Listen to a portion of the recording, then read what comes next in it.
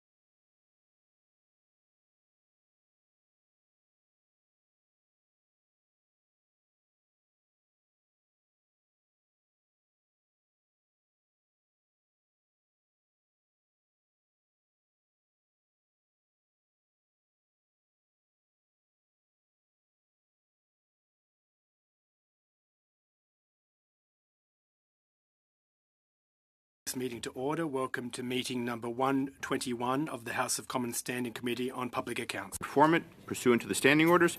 Members are attending in person, in the room, and remotely using the Zoom application. Avant de commencer, j'aimerais rappeler à tous les députés et aux... Before we start, I'd like to remind all members and other participants in the meeting of the preventative measures as follows. To prevent disruptive and potentially harmful audio feedback incidents that can cause injuries, all in-person participants are reminded to keep their earpieces away from all microphones at all times. The following measures have been taken to help prevent audio feedback incidents. The new earpieces are black in color. Please only use these earpieces, not the older gray ones. By default, all unused earpieces will be unplugged at the start of the meeting on your desk. When you're not using your earpiece, please place it face down on the middle of the sticker for this purpose that you will find on the table, typically to your right as indicated. And please consult the cards on your table for guidelines to prevent audio feedback incidents. As you can see, the room layout has been adjusted to increase the distance between microphones and reduce the chance of feedback from an ambient earpiece. These measures are in place so we can conduct our business without interruption and to protect the health and safety of all participants, in particular our interpreters. Merci à tous pour votre coopération. Thank you to everyone for your cooperation. The address to the Chair. Conformément à l'article 108.3G du règlement, le comité reprend. Pursuant to Standing Order 1083G, the committee shall resume its study of Report 1, ArriveCAN, referred to committee Monday, 12th February 2024. From the Canadian Border Services Agency, Aaron O'Gorman, President. Nice to have you back. And Chaluka Alaperuma, Director from the same agency. You have 5 minutes for your opening remarks, and then we'll turn to our round of questions. Over to you. Good morning. At my appearance here on February 13th, I spoke about the findings of the Auditor General's report and the Procurement Ombuds and how they're informing the actions I had taken to improve procurement processes and financial controls at the Canada Border Services Agency. Comme je l'ai mentionné, as I mentioned, I have dedicated teams to renew and strengthen financial controls and project oversight. New governance is in place to oversee approvals of all contracts over $40,000. We've reduced our consulting footprint. At the start of the fiscal year, we had 25 fewer consultants than at the same time last year, and today we have 68 fewer consultants working in the CBSA in the IT branches than we did when I was here in February. We're undertaking this reduction carefully and with purpose, making sure that we transfer knowledge and skills to our internal teams as we go. Nous devons toutefois continuer à compter. We do need to continue to rely on outside experience. In addition to the CBSA's processes to validate the qualifications of contract resources, individuals working with CBSA on contract must also attest to their credentials and expertise to support ongoing assessments taxpayers are getting value for money. We will also be requiring vendors with active IT service contracts to certify that none of the resources they provide to CBSA is actively employed as public servants who have not disclosed this information. Should it be discovered that this is not the case after they have certified, we will terminate the resource and likely the contract. All CBSA employees will have to validate their conflict of interest declarations and will renew these declarations on a recurring basis. In addition, all employees involved in procurement will be required to certify that they do not have conflicts of interest, real, apparent, or perceived, relating to individual procurements at the outset of each process. La réalité est que nous ne... It is a reality that we cannot have documentation for every scenario. That's why I am in a world of trusting but verifying. But I want to be clear. My working assumption is that as public servants, we abide by the rules of our workplace, which is why our code of conduct is so important. On May 6th, the CBSA published a refreshed code of conduct for employees at the CBSA. It's been updated to reflect current scenarios, more inclusive language so that all employees can see themselves in the code. What hasn't changed are the fundamentals of the code: respect, integrity, stewardship, and the pursuit of excellence.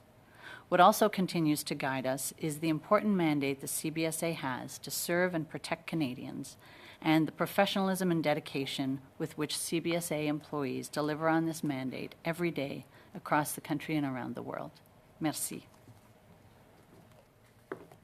Thank you very much. We'll now begin our first round of questioning. Mr. Barrett, you have the floor for 6 minutes. Mr. John Osowski is the former president of the CBSA, is that correct? Did CBSA enter into a paid contract with Mr. Osowski surrounding his testimony on ArriveCAN? So, in the federal government, when former public servants are called to testify before commissions of inquiry, in litigation, before the PSLRAB, or perhaps at parliamentary committees, it's not uncommon for them to be brought back on a casual contract to facilitate their access to the information and the support they need to prepare themselves to testify on behalf of the Crown. So I brought him in on a casual contract to facilitate his access to the information that he sought to prepare. That's the convention that I was working under when I made that arrangement.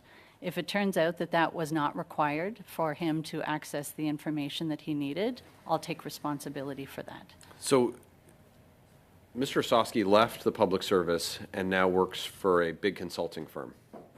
Is that right? I don't know that he still works there, but I do know that he was working with a consulting firm.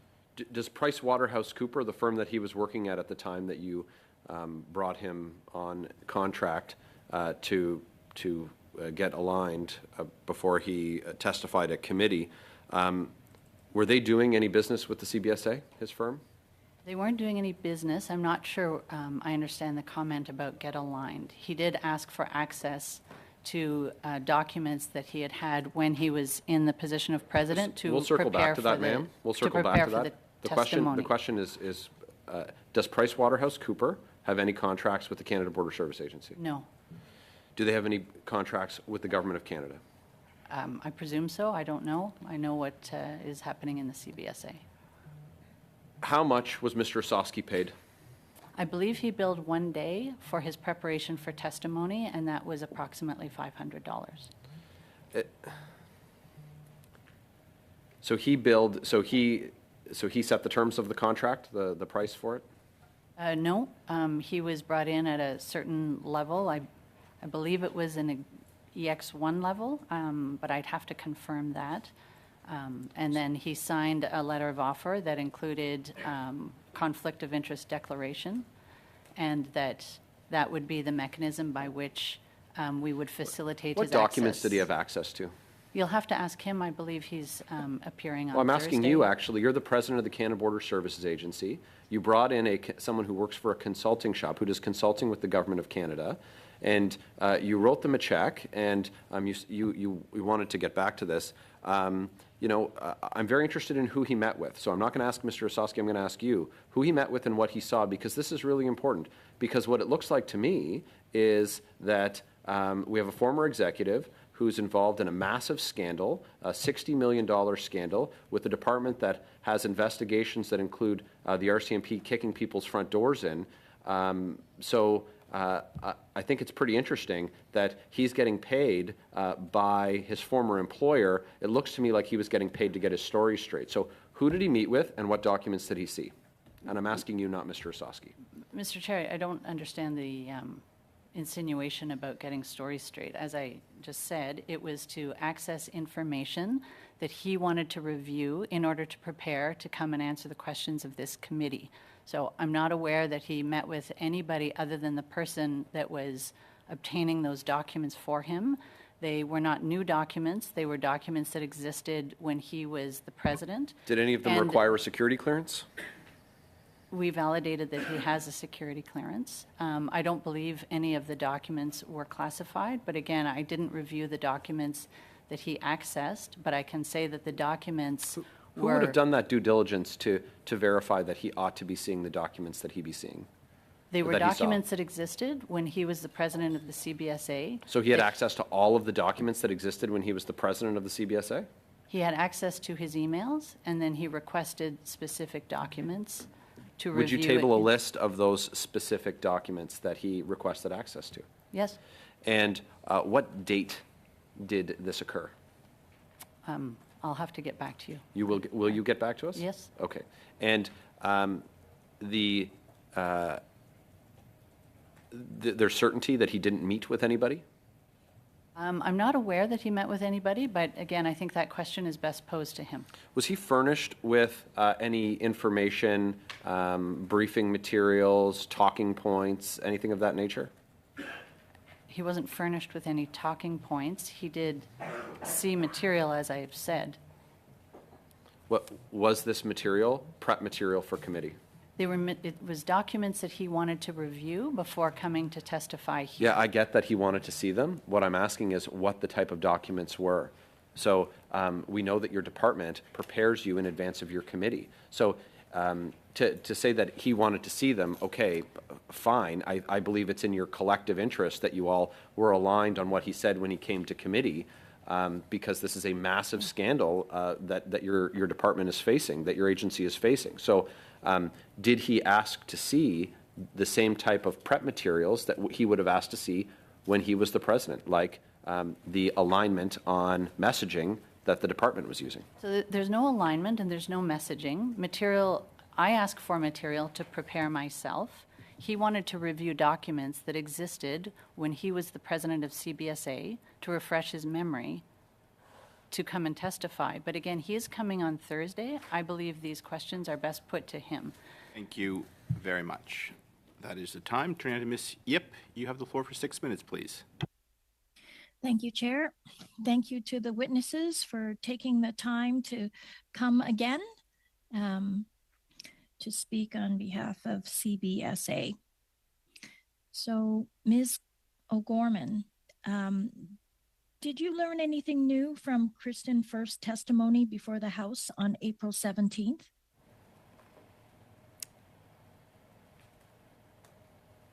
I believe I was generally aware of all of the points he made. I apologize if I'm missing something, but there was nothing specific that jumped out as particularly new information. Okay. Has CBSA requested any funds to be repaid back to the government from GC Strategies or Coradix and Dalian? So we are going through all of the documentation and those contracts to determine whether restitution is warranted, and I'm working closely with our colleagues in the Public Services and Procurement Department to do that work, and would rely on them to seek restitution. So certainly that is what we are looking at. So is it that department that would lead in the effort to recoup the funds? Have the documentation that would give rise to any questions as to whether restitution is warranted, but we would work closely with PSPC to seek that restitution. What is CBSA doing to ensure that resumes from prospective contractors and subcontractors are not being copy and pasted from requirement rubrics?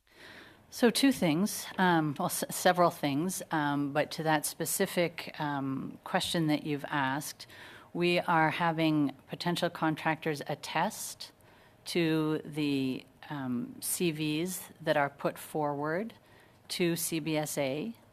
We are separating the review of those contracts and having it done in conjunction with our procurement group, and we've also implemented a quality assurance function that will pull those CVs and their evaluations on a regular basis to do checks on them.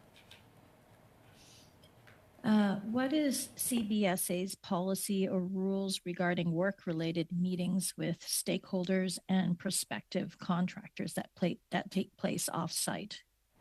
So our code of conduct was clear about both real and perceived conflicts that arise when employees are engaging with consultants and contractors outside of the specific business at hand. That being said, we have at CBSA put in a requirement that employees are to disclose any interactions with contractors outside of a contracting process, just to make sure that's clear to everybody and that there's transparency around that. What about gifts?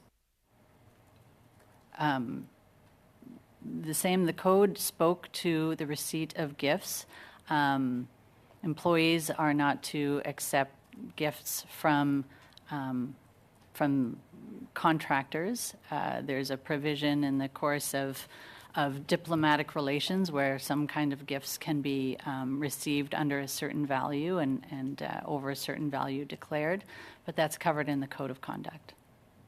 Do you know what the values are?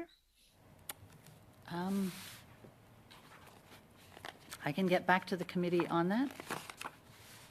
Okay. It's enumerated. Thank you. All right, thanks.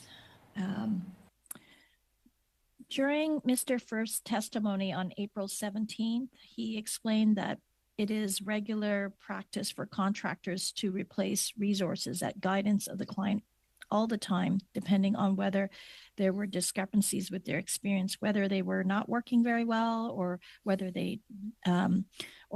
or not they needed to move on to another project. Do you agree? Is this common practice? So I don't know whether it's common practice. I do understand that when certain resources are put on a contract and those contracts are in place for some number of years, that they will move on to other jobs or not be available at the time. I can't speak as to whether it's common practice.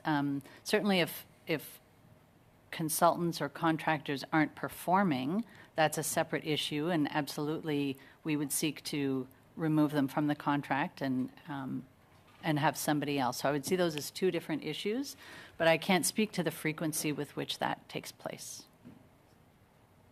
Okay. Did CBSA provide guidance to GC strategies instructing them to subcontract out the work? No. You mentioned in your opening statement about the mandate is to serve and protect Canadians. Do you feel moving forward that this is something CBSA can continue to do? What are your thoughts given this experience? I've never for one moment doubted CBSA's ability to serve and protect Canadians. Every day they are finding contraband. Last year they welcomed about 86 million travelers. They are welcoming and processing asylum seekers. We are working with police partners on all manner of investigations. If you're referring to the situations that have arisen with regard to contracting, lack of paperwork, we are addressing that on all fronts, but I wouldn't want to confuse the extremely important need to be beyond reproach in our contracting and our transparency with the work of serving and protecting Canadians every day. Thank you very much. Suivant, Madame Sinclair-Desgagne. Merci de Gagner. You have 6 minutes. The floor is yours. Thank you very much, Mr. Chairperson, and thank you to the witnesses for being here today. Ms. Gorman, I'll have a couple of questions for you a bit later, but I'll start with Mr. Larapuma. Now, sir, you were involved at all stages, more or less, of the awarding of contracts by the CBSA to GC Strategies, and your name is in a lot of places. But I'd like to start with the document that the Auditor General submitted to our committee, which includes all the invitations that CBSA officials received from GC Strategies. Your name is in 4 spots, and you received emails inviting you to events.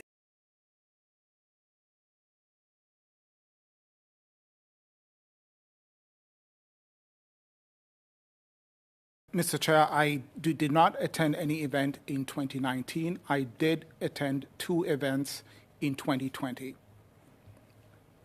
2 événements en 2020. 2 events in 2020, and what were they specifically, please? It was one event that was related to the virtual whiskey tasting, and the other one was a event at Lansdowne Park.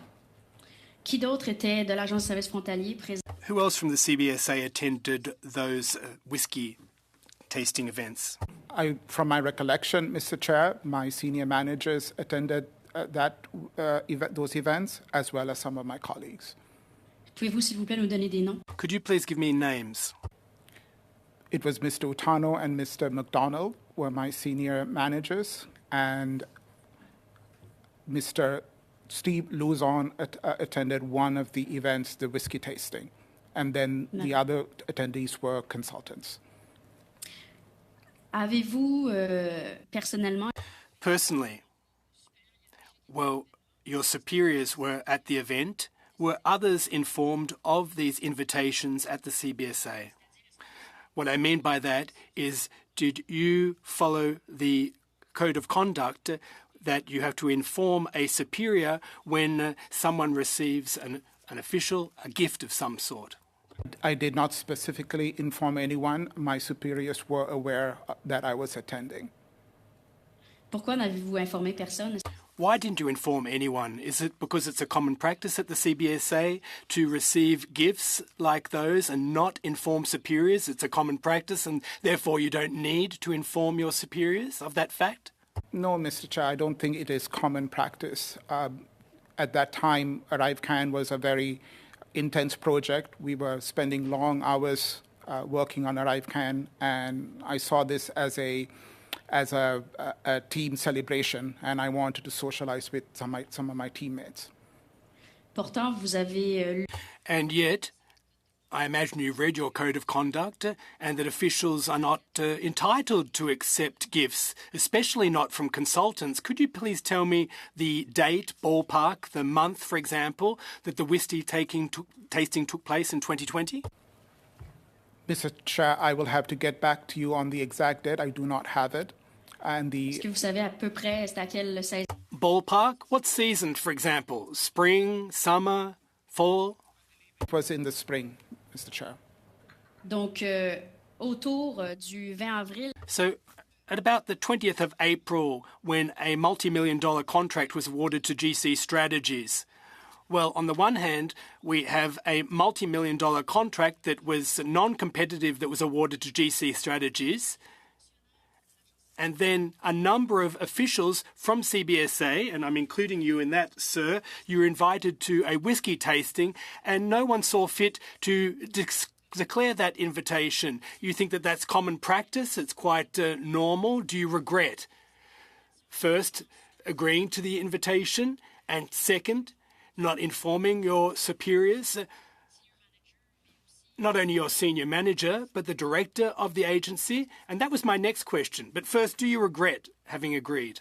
Mr. Chair, I made an error in judgment, and I do regret not informing my superiors as well as going to the event. D'accord, donc vous reconnaissez que c'est une erreur de jugement. So you acknowledge that it was an error in judgment. Now, Mr. Asuski, was he aware of what was occurring? Mr. Duan, he was aware, I imagine? I do not know, Mr. Chair. Vous n'avez aucune idée si M. Dohan, qui pourtant... You don't know if Mr. Duan, who was overseeing your work, was aware of the existence of these invitations and those collegial moments between contractors and public officials? I do not know, Mr. Chair. D'accord. I see. Well, I have about 30 seconds remaining. You were CC'd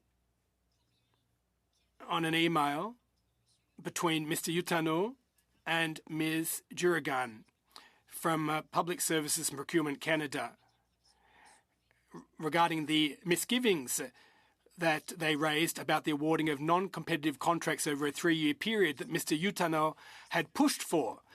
such that GC Strategies would get those contracts in April 2020.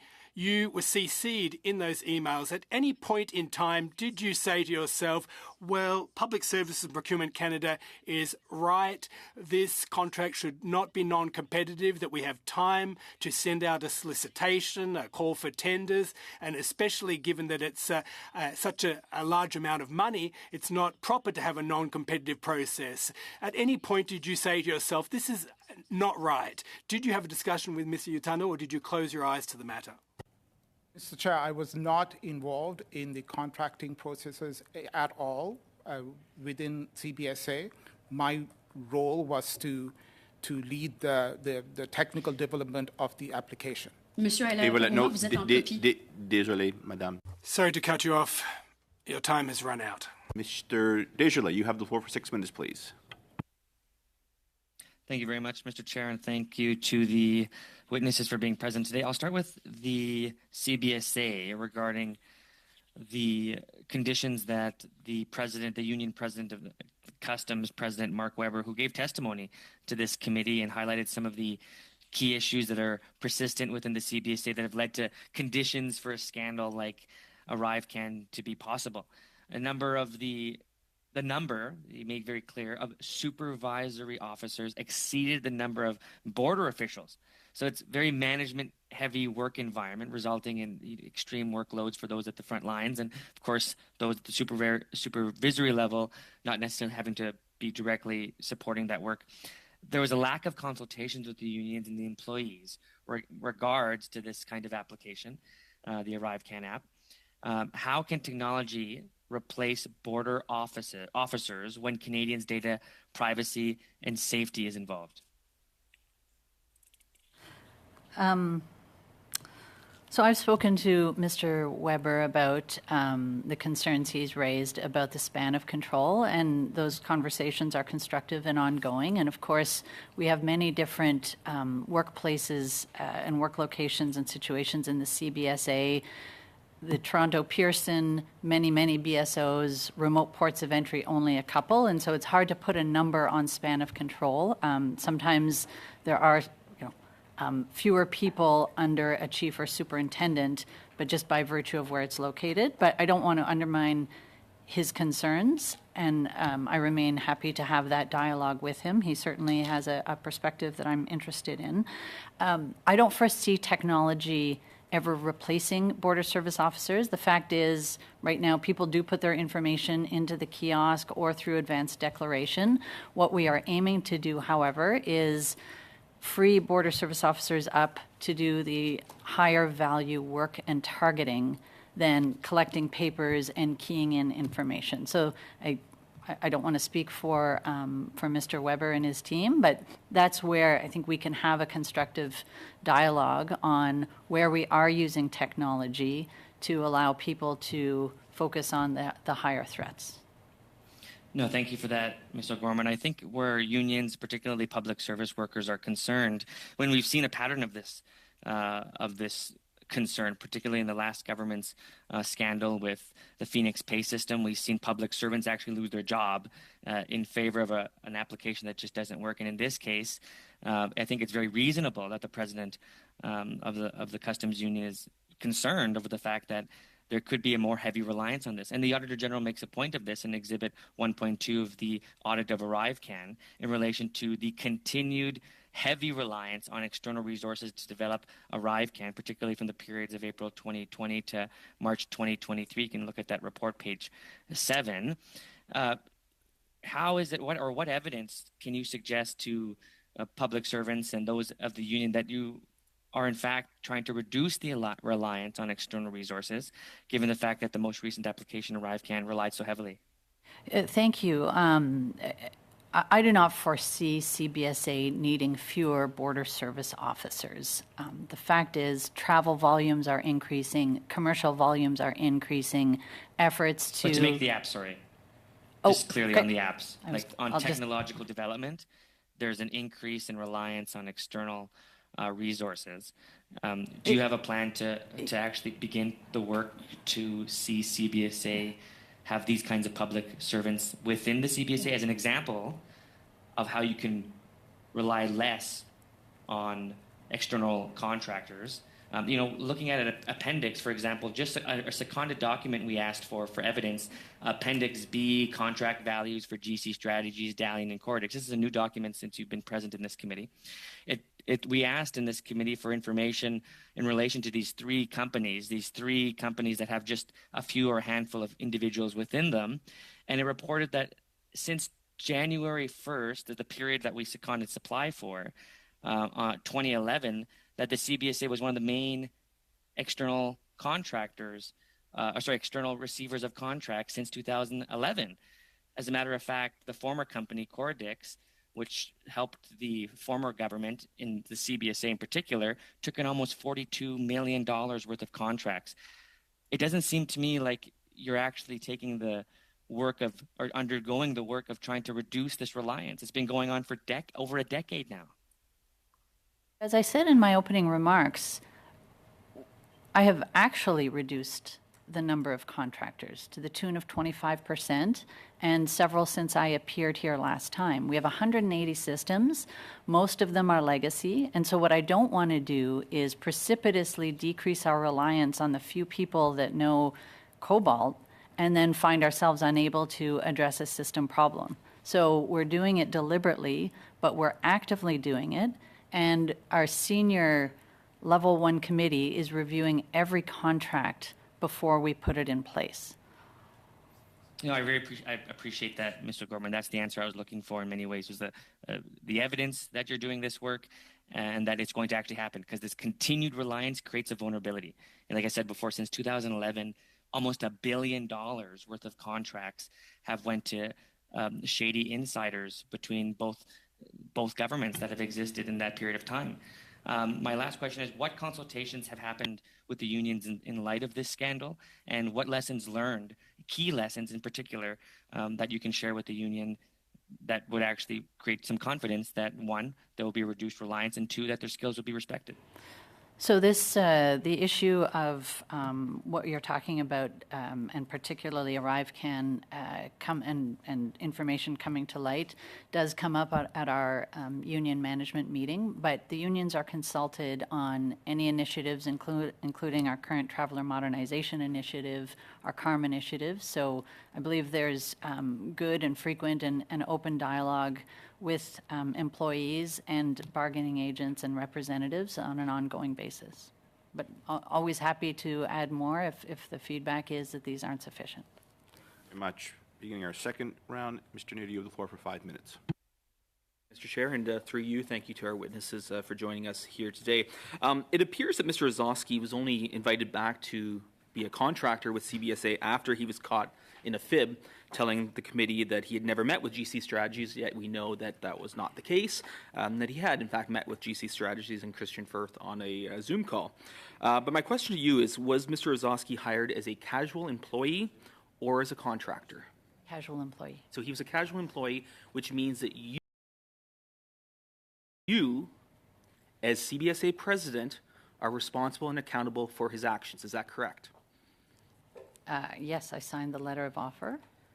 And so the fact that you came to this committee today without the information of what information he accessed, I think is rather troubling. So I look forward to you providing this committee with all information that he accessed during his time as an employee while also being with PricewaterhouseCoopers. Point out, there's 16,000 employees in the CBSA. So I'm going to stop you there. There may be 16,000 employees, but only one that you hired back, who was the former president of the CBSA. So there is an increased degree of accountability there. How many consultants do Mr. Ney, I just want to pause you for a second, because I think you just reiterated the question that Mr. Barrett had before. This is not you're just reiterating that you're expecting the documents, but Mr. Barrett's already requested them. I just want to make, okay, that's fine. So it's clear for the witness as well for the analyst. Thank you, Mr. New. You've got 3 minutes and 50 seconds. 16,000 employees. How many consultants currently are hired by CBSA? I can come back to that. Well, you told us 68 have been reduced, but I want to know how many total. You don't have that number at your fingertips here? You're able to say 16,000 employees, but yet you've been asked about consultants, but you're not able to tell us the total number of consultants here today at a meeting about consultants and consulting practices? I'm happy to come back with a list of contracts that are currently active in CBSA, but that information is also largely posted. Any contracts over $10,000, I believe, is posted on the website. So that information you're able to should tell be us available. 68 have been reduced, but you don't tell us the total number. Mr. Ali, I'm sorry, I'm going to mispronounce your last name, but could you describe this Lansdowne Park event? Was it a dinner? Was it drinks? What was this event? Mr. Chair, it was a evening meal, probably ended around 7 p.m. And was there any discussion with any of the attendees about any business dealings with CBSA? Was CBSA business discussed at all? No, Mr. Chair, it was a team event. It was discussing ArriveCAN work, not any contracts. Like I said, it was a hard project to work on. We were working long hours, and it was really just socializing with team members. Business of ArriveCAN was discussed then? I wouldn't say any financial or contractual discussions were had. It was the day-to-day grind of ArriveCAN was discussed.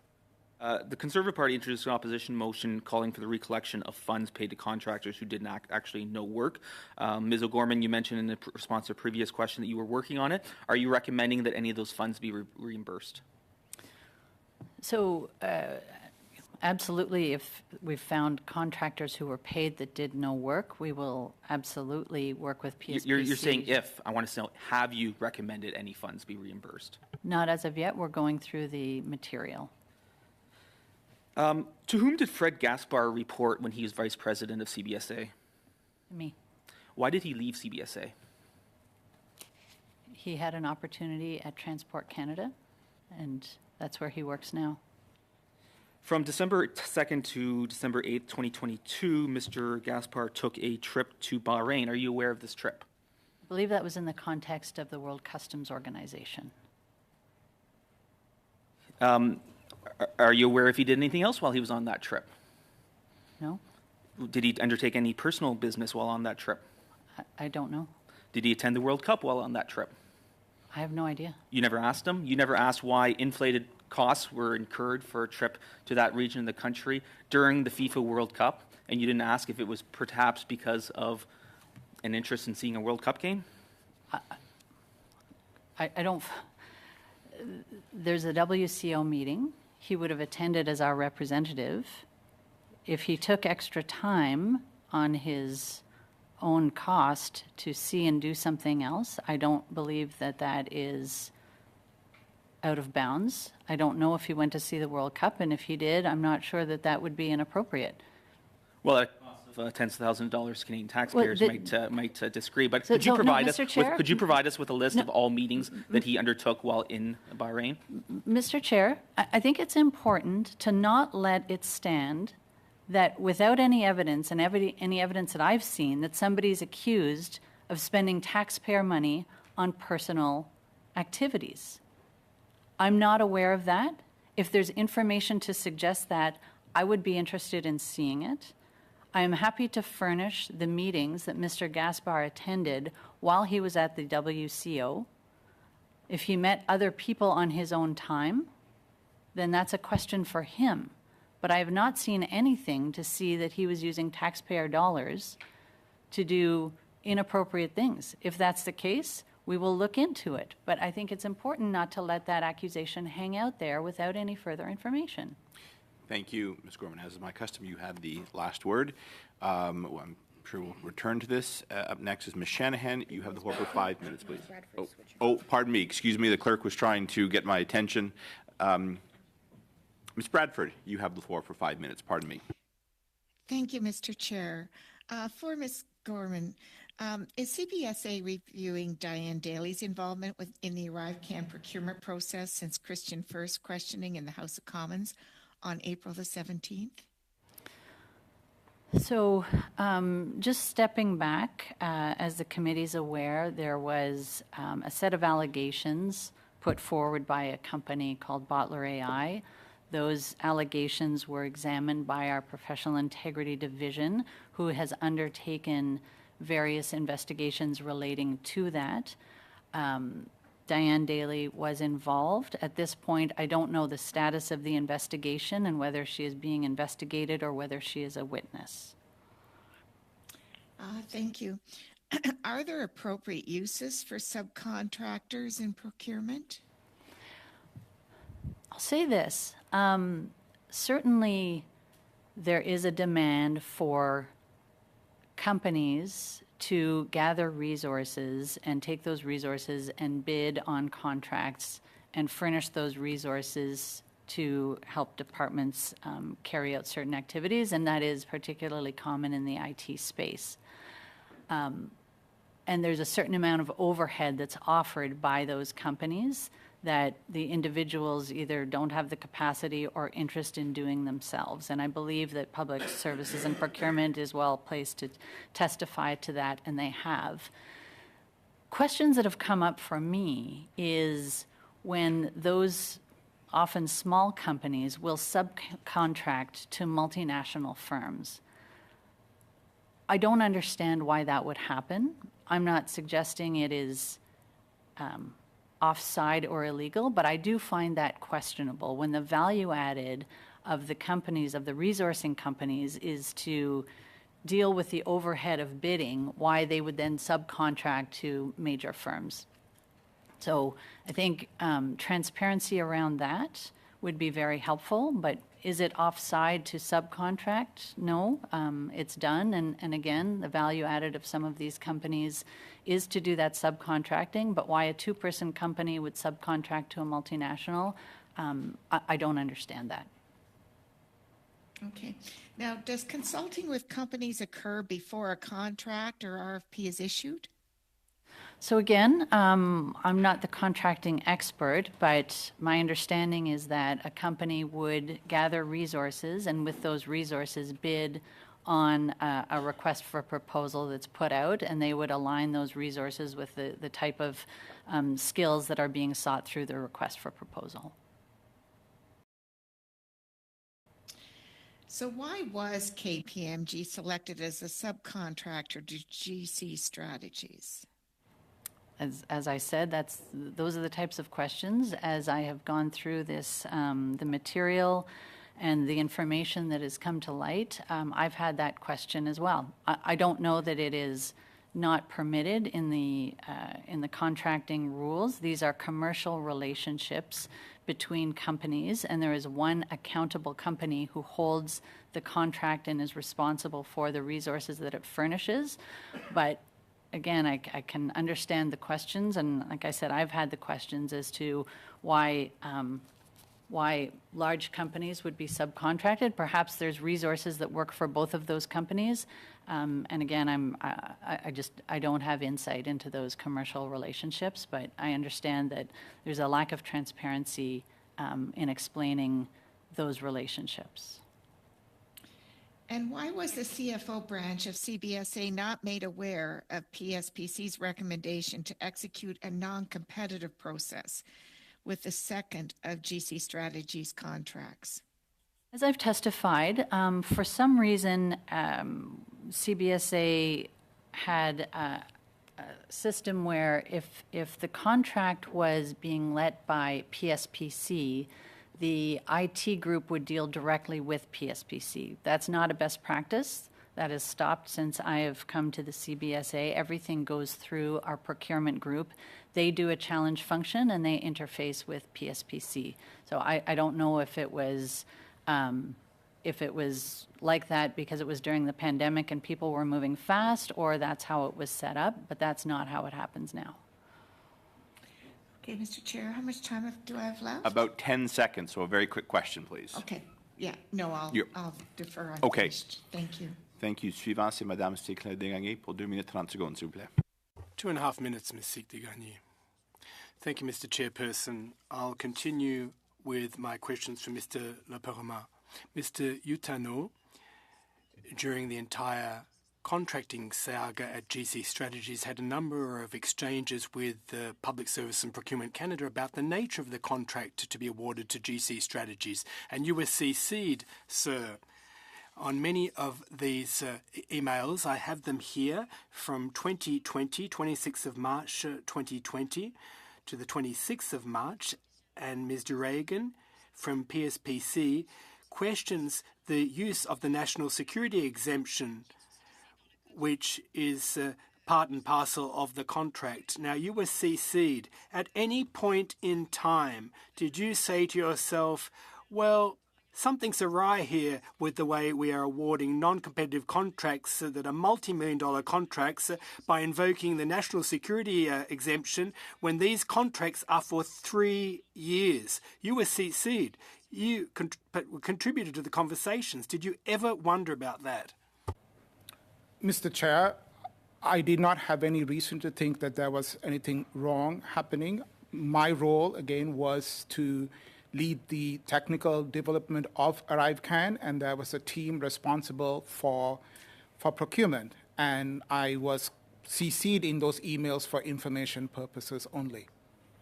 Donc, vous êtes en train de me dire qu'un directeur par... So you're telling me that an acting director of the CBSA didn't agree with the findings of the Auditor General, i.e. that these contracts were not properly awarded and shouldn't have been awarded in this manner. You didn't consider that there was a problem. You still don't consider there to be a problem, and you're the director of the CBSA. Does that sum up the situation quite adequately? Mr. Chair, at the time, I was a manager reporting to Mr. Otano, who was the executive director. I did not have any procurement-related or contracting-related functions at the time. D'accord, mais maintenant vous en avez, vous êtes directeur par... I see, but now you do, and you're acting director. If a manager is promoted to director, they normally would have good judgment, and they should be able to sound alarm bells in such cases and say, look, I think there's a problem here. This is not proper. Public taxpayers' money shouldn't be wasted. I'd just like to remind you of something, sir, because I think it's my role to do so. Your wage at the CBSA for the past several years is paid out of the taxpayers' pockets. The money that was wasted on these contracts to the tune of millions of dollars to GC Strategies, that's taxpayers' money. It's not your money. It's not GC Strategies' money. It's taxpayers' money. So when you tell me that you were a manager and you, had no input, and now you're acting director and you still have no input, it strikes me, you're basically telling us that you don't give a damn about taxpayers' money. Up next is Mr. Desjardins for 2.5 minutes, please. Thank you very much, Mr. Chair. Who at the CBSA directed Bottler and KPMG to work with GC Strategies?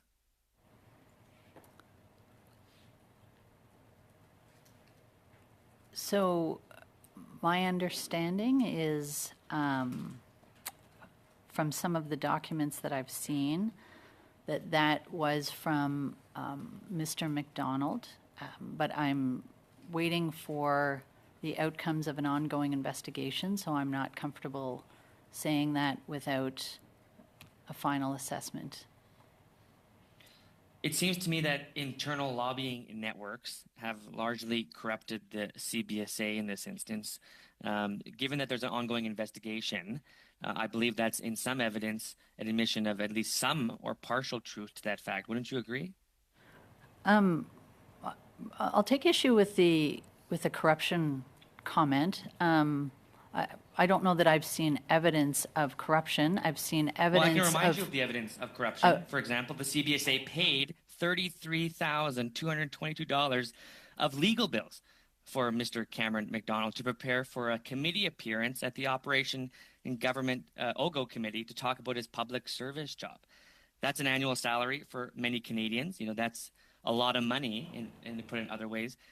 In this instance, that he would get so much money, according to a recent filing, that he would get $33,000 in protection from the CBSA to try to get his story straight in some ways at an Operation Government meeting, in addition to the fact that you've just admitted that there's an ongoing investigation. So I find issue with the fact that there could not be an instance where you can perceive corruption. I mentioned a fact earlier before, which was a government sponsor, or we got a government document known as Appendix B about the value of contracts between 3 companies, GC Strategies, Dalian, and Cordix. These 3 companies since 2011, pause there for a moment because this has been going on for over a decade, have siphoned over $1 billion out of the public service into these contracts, including a profit, including a network that would have enabled these people to continue to deprive the public service, but also to continue to deprive Canadian taxpayers. In addition to the fact that there's this unethical relationship between members like Mr. Autano and Mr. McDonald going to big fancy events, Mr. Desjardins, including do you have wine tasting. your time has expired, Mr. Desjardins, so we'll have to come back to you. I want to just, if I can just summarize that question. Is there corruption? And I would appreciate the opportunity to answer. I sincerely take issue with the term that you're using, particularly as it relates to people where there's ongoing processes. So there's a Treasury Board policy that provides for paying legal assistance for employees. That was followed, and I don't believe that the lawyer is being used to get stories straight. I think people rightfully have sought legal advice. There's a provision for having that paid by the Treasury Board, and that was taken. So I want to be clear that I don't agree with your terminology. Thank you very much. Mr. Barrett, you have the floor for 5 minutes, please. I want to circle back to the number of consultants that you have reduced. You said the number was 68. What is the total number of consultants that CBSA is using? So I'll have to come back. Is your question in the IT? So we've got a number of contracts across the organization that relate both to informatics, guard services, training. So we have a lot of contracts. We have been reducing our reliance on IT contracts, and I can come back with the list that we currently have. Yeah, let's get a full list of all the contracts. You said the number that you reduced was 68, so it would be interesting to know what that reduction is from. It's important to note that, of course, CBSA officers are currently considering taking job action, and part of their grievance is excess management. So when taxpayers are also paying for more outside consultants and more outside management, that's going to impact the traveling public and commerce in Canada. I want to talk about Mr. Ossowski's access to documents when he was hired for a day to prepare for his committee appearance. As president of the CBSA, are there any documents that you don't have access to, within the CBSA? I don't think I would have access to all of the documents from my computer, but my assumption is that I could access any of our holdings. I would. So PricewaterhouseCoopers used to do extensive business, has historically done extensive business with the Canada Border Service Agency. Currently, you've said they're not doing any business. Mr. Ossowski is recruited by PricewaterhouseCoopers from being the head of the Canada Border Service Agency. And what better way to get business with the CBSA than to hire its former president, understand its workings? Now, Mr. Ossowski came back to your employ to prepare for a committee appearance, but only after he'd been caught lying. So there's an integrity question about the individual. So you hire the individual knowing that the lie's been told, and then give them access to the information that he would have had access to, you said, while he was president. Would that not be commercially valuable to PricewaterhouseCoopers to have one of their top consultants, the former head of the CBSA, get the office door unlocked and logged into the computer? And you signed his letter of offer, you said, but you seem like, to be honest, a bit laissez-faire about, unconcerned about what he accessed and who he talked to, and it doesn't seem to have occurred to you before today that perhaps there was a commercial interest with someone who had demonstrated dishonesty in front of a parliamentary committee. Does that concern you? So, Mr. Chair, again, I'm going to take issue with the language around lying. Mr. Ossowski testified to the fact that he had not recalled meeting or being in a meeting where individuals from GC Strategies were on the screen. Ma'am, he said he wasn't in the meeting, and he was in the meeting. So by any other definition, that's a lie. So let's move on to the substance of the question. So we won't litigate whether or not he lied. I'm asserting it. You refute it. We'll accept that. Are you not concerned about at least the appearance of the circumstances that you created by hiring Mr. Ossowski? It seemed like it was in his interest to get this offer of employment from you for the day, not in the interest of the CBSA. So what's the advantage to the CBSA, if not to get stories straight, which you've taken issue with, that characterization? So if it was just so he could access his emails, why not pay him $1 so that he was technically employed? Why are we giving the guy $500? Seems like a good get for him for the day. Yeah, so again, if hiring him on casual to give him access to documents to prepare for the appearance, it's in the Crown's interest that former officials come and can testify to what they did and why they did it while they were in their job, and that was the rationale for bringing him back. If he did not need to come back and could have accessed the information and the documents that, again, date back to his time as president, then that's on me, and I would happily provide that access going forward without any framework of employment around it. Can you provide to this committee a list of all of the other occurrences where similar treatment has been offered to former employees of the CBSA with relation to their testifying before parliamentary committees during your tenure as CBSA president? There is nobody.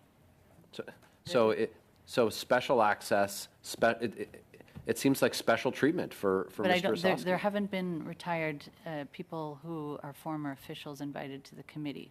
So the other employees who have moved departments were also given the offer to access or tell CBSA what documents they may wish to see to prepare for their own testimony. Thank you. The only one who was paid to prepare Thank you before very much. Because the others are employees. That is your time. Not of CBSA. Turn now, No, of order, the turn now federal to government, Ms. of the Crown. Ms. Shanahan. You have the floor for 5 minutes, please.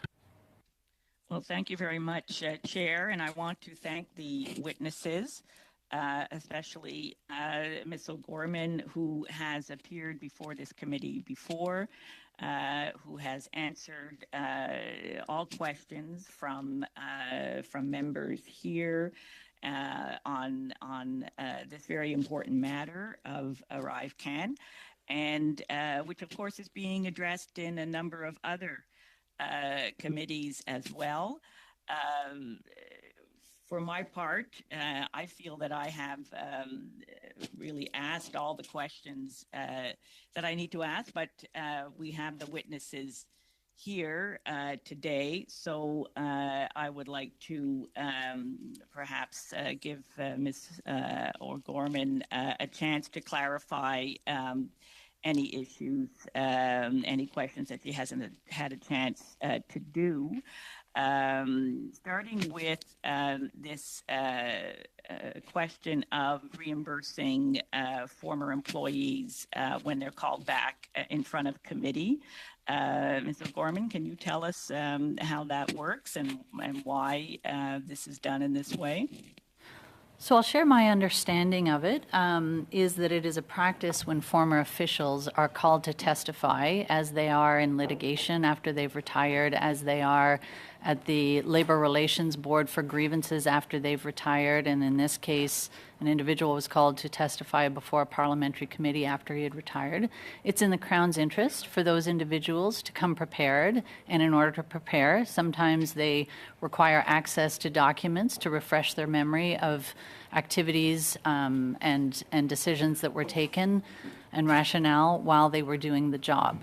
So I did put a formality around that employment to give him access to it. And as I've said, if that wasn't necessary, that's on me. It certainly wasn't an effort to enrich Mr. Osowski. It absolutely was not an effort to align any stories. He prepared the way he needed to prepare. I'm happy to provide a list of documents he accessed, but as I said, you can ask him on Thursday. Ms. Shanahan, I've just paused. Could you just move your microphone kind of out and down a little bit? It's just a little, that, and maybe just say a few words. Is that better? Is that better, Madam Clerk? Maybe say a few more words. Yes. It's. Yes, I'm sorry that, It is good? I moved it inadvertently. I have Is that paused. better now? It is, yes, thank you. I've stopped the clock. I'm going to start it. You have 2 minutes and 40 seconds, please. Very good. Well, so Gorman, thank you for that answer. And so this policy is in place. In fact, when you say in the interest of the Crown, it is to help parliamentarians in their work with committee. Is there a time limitation? Because I understand that for ArriveCAN, for example, the contractors, the subcontractors that are being question. They have been working for the government of Canada for 13 years, including, of course, the former government under Stephen Harper. Is there a time limitation? So I'll just be clear, there's not a policy in terms of bringing people back. The issue that I was focused on was the access to the information that he sought to prepare. And like I said, if there didn't need to be formality around that, I'll own that decision. You may wish to ask him on Thursday whether the amount he did receive was worth it. Again, this will be his, I think, third time appearing. So, like I said, this relates to the provision of documents that he wanted to see, and the framework of the agreement goes until the end of June, but is tied to appearances before the parliamentary committee. And I think I'm going to have to go back to previous questions that have already been asked, but perhaps you can share an update with the committee regarding the CBSA's internal investigations into the ArriveCAN procurement. So they're ongoing. People are being interviewed, as I understand it. There was a motion before the federal court to seek a stay of two of those processes, and we are waiting for the decision by the federal court, so we won't conclude on a couple of those until the federal court has ruled. And is there anything that you can share regarding the claims of Min Don's missing emails? Those two, that investigation remains underway. That work remains underway. And Chair, how much time do I have? You've got time for a three-word question, I'd say, or thereabouts, but your time is up, but I will leave it at that then. All right. Turning now to our third round, Mr. Nader, you have the floor for 5. Thank you, Chair. Has Mr. Ozowski been in contact with anyone at CBSA since he has been summoned to appear before this committee on Thursday? I recommend you ask Mr. Ozowski. No, I'm asking you as the president of CBSA. Has anyone from CBSA been in contact with Mr. Ozowski in advance of his summons for this Thursday? If he has asked for documentation, I don't know. You don't know. Okay. We know that the RCMP has raided the home of GC Strategies founder Christian Firth. I would like to know what documentation CBSA has thus far provided to the RCMP. I'm not tracking that. I'm not the RCMP doesn't come through me for requests of the CBSA. They don't report to me. They will conduct their investigation and they will seek the information that they feel is necessary. I'm not going to track that. It's an investigation. They are free to come and obtain any information they feel is necessary. Your lack of curiosity about an ongoing criminal investigation involving your department is surprising, that you're not going to track the information that is being collected or is being asked for, considering that there are quite literally criminal investigations ongoing involving employees at your department, that doesn't trigger any curiosity on your part. But I want to go back on Mr. Chair? It wasn't a question, but... Well, but it's a statement about how I'm conducting myself. So I'm not going to ask people to report to me on whether they've been interviewed by the RCMP or what documents they've been provided. It's an investigation by the police, and I am running CBSA, but I'm not going to keep logs of what they do. They will do what they do. They don't report to me. So it's not a lack of curiosity. It's a respect for the police investigation. You are right that the RCMP does not report to you, but the 16,000 employees that you noted do report to you, and the documents that are contained within CBSA's possession are relevant to you as president of CBSA. So the fact that you're not tracking what documents are going out from CBSA to the RCMP is surprising, frankly, because we know the challenges that CBSA has had with documentation because of the report we've had from the Auditor General, paper trails not existing, paper trails being deleted, emails being deleted. We know from Mindone's emails magically disappearing. So I want to know what you as president of the CBSA are doing to maintain the integrity of the documents within CBSA, that they are being preserved, that they're being kept intact, and so they're not magically disappearing when there is an ongoing RCMP investigation, which includes the Canada Border Services Agency. What's being done? You know, if I asked employees to report to me on what documents they may have provided to the RCMP or interviews, I would be sitting here being accused of interfering in a police investigation. And so the RCMP has every right to come and obtain the documents it feels it needs. I don't feel the need to track that. Similarly, when the Auditor General comes in, they work with the team to get the documents they need, and nobody reports that to me. I don't interfere with that. My expectation is, and I've made that clear, that the documents that anybody in those positions, be it the Auditor General or the police, wish to seek and obtain, that they are handed over. So I don't know what you're talking about in terms of the magical disappearance of emails, but I can tell you that the RCMP is gathering the information it feels that it needs. I can tell you which emails have magically disappeared. It was Mindone's, your former... You don't have evidence of that. Mr. Chair, I think it's very clear. I mean, I see you're defending Mr. Doan, and that's your right. But the fact is, this has been very well litigated in the media about emails disappearing. So I'm concerned about the integrity of the data and documents maintained at CBSA. How much time do I have, Chair? Mr. Chair, you'll understand if I don't take media articles as factual basis to act with regard to employee conduct. So you're saying that the story in the Globe and Mail is false? I'm saying that we're conducting our own investigation, and you're stating that articles in the newspaper are equivalent to determined facts. So I'm saying we continue to look into it, we continue to investigate, and that's the basis upon which any action will be taken.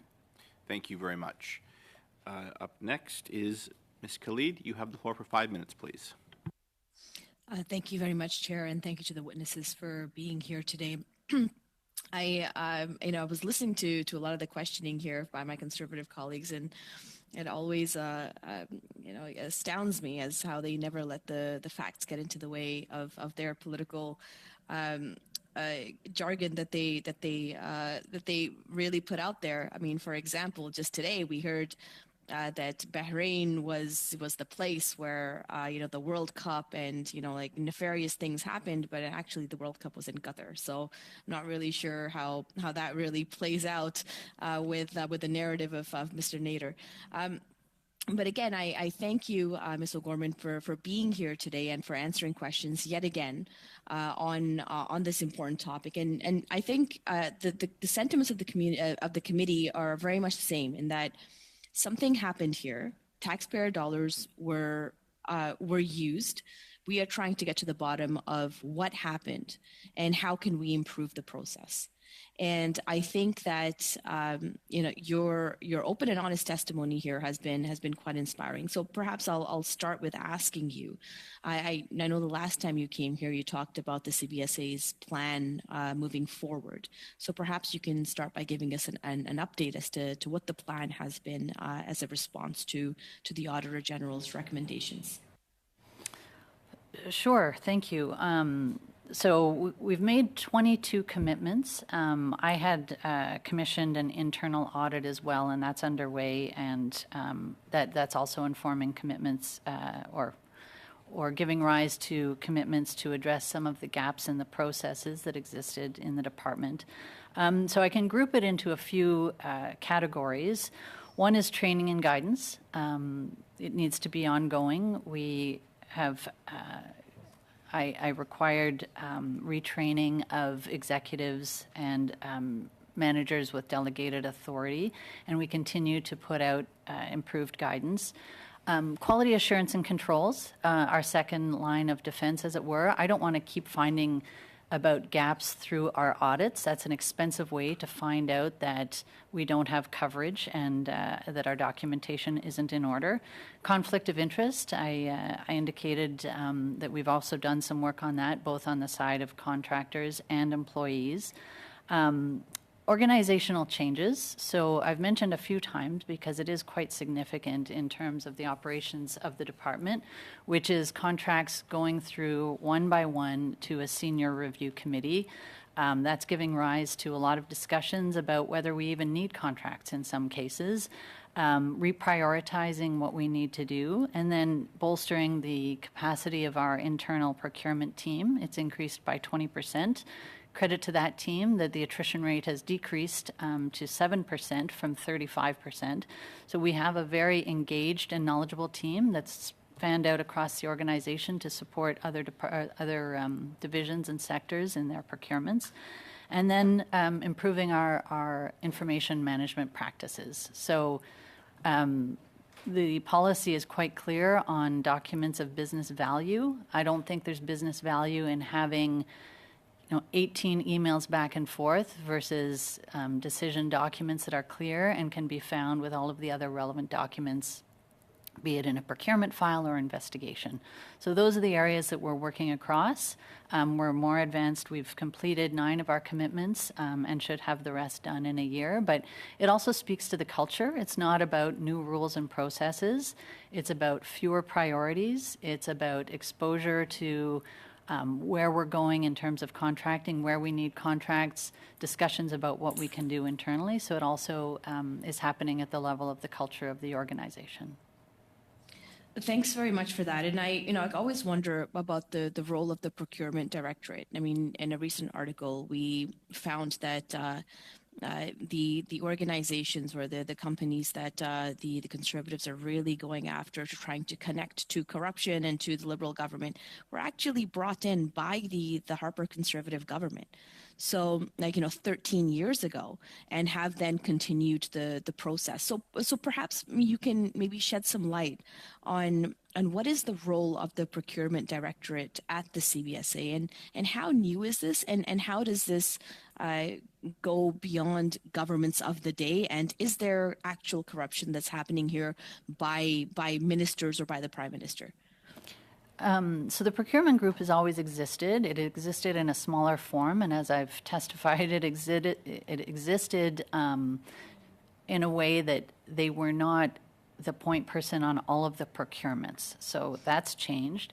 And they're there to assist their colleagues who have to get their work done. And sometimes getting the work done requires outside contractors, whether it's because we don't need that skill set in an ongoing way, that we can't recruit that skill set, or that we need specialized resources for a limited period of time. So they work with their areas across the department to determine what it is that needs to be delivered, determine whether procurement is necessary, and if so, what's the best way to carry out that procurement, and obviously be a liaison with PSPC when those procurements are being Thank you very led much. by that department. Suivant, c'est Madame Sicle-Degagné pour 2 minutes 30 secondes, s'il vous plaît.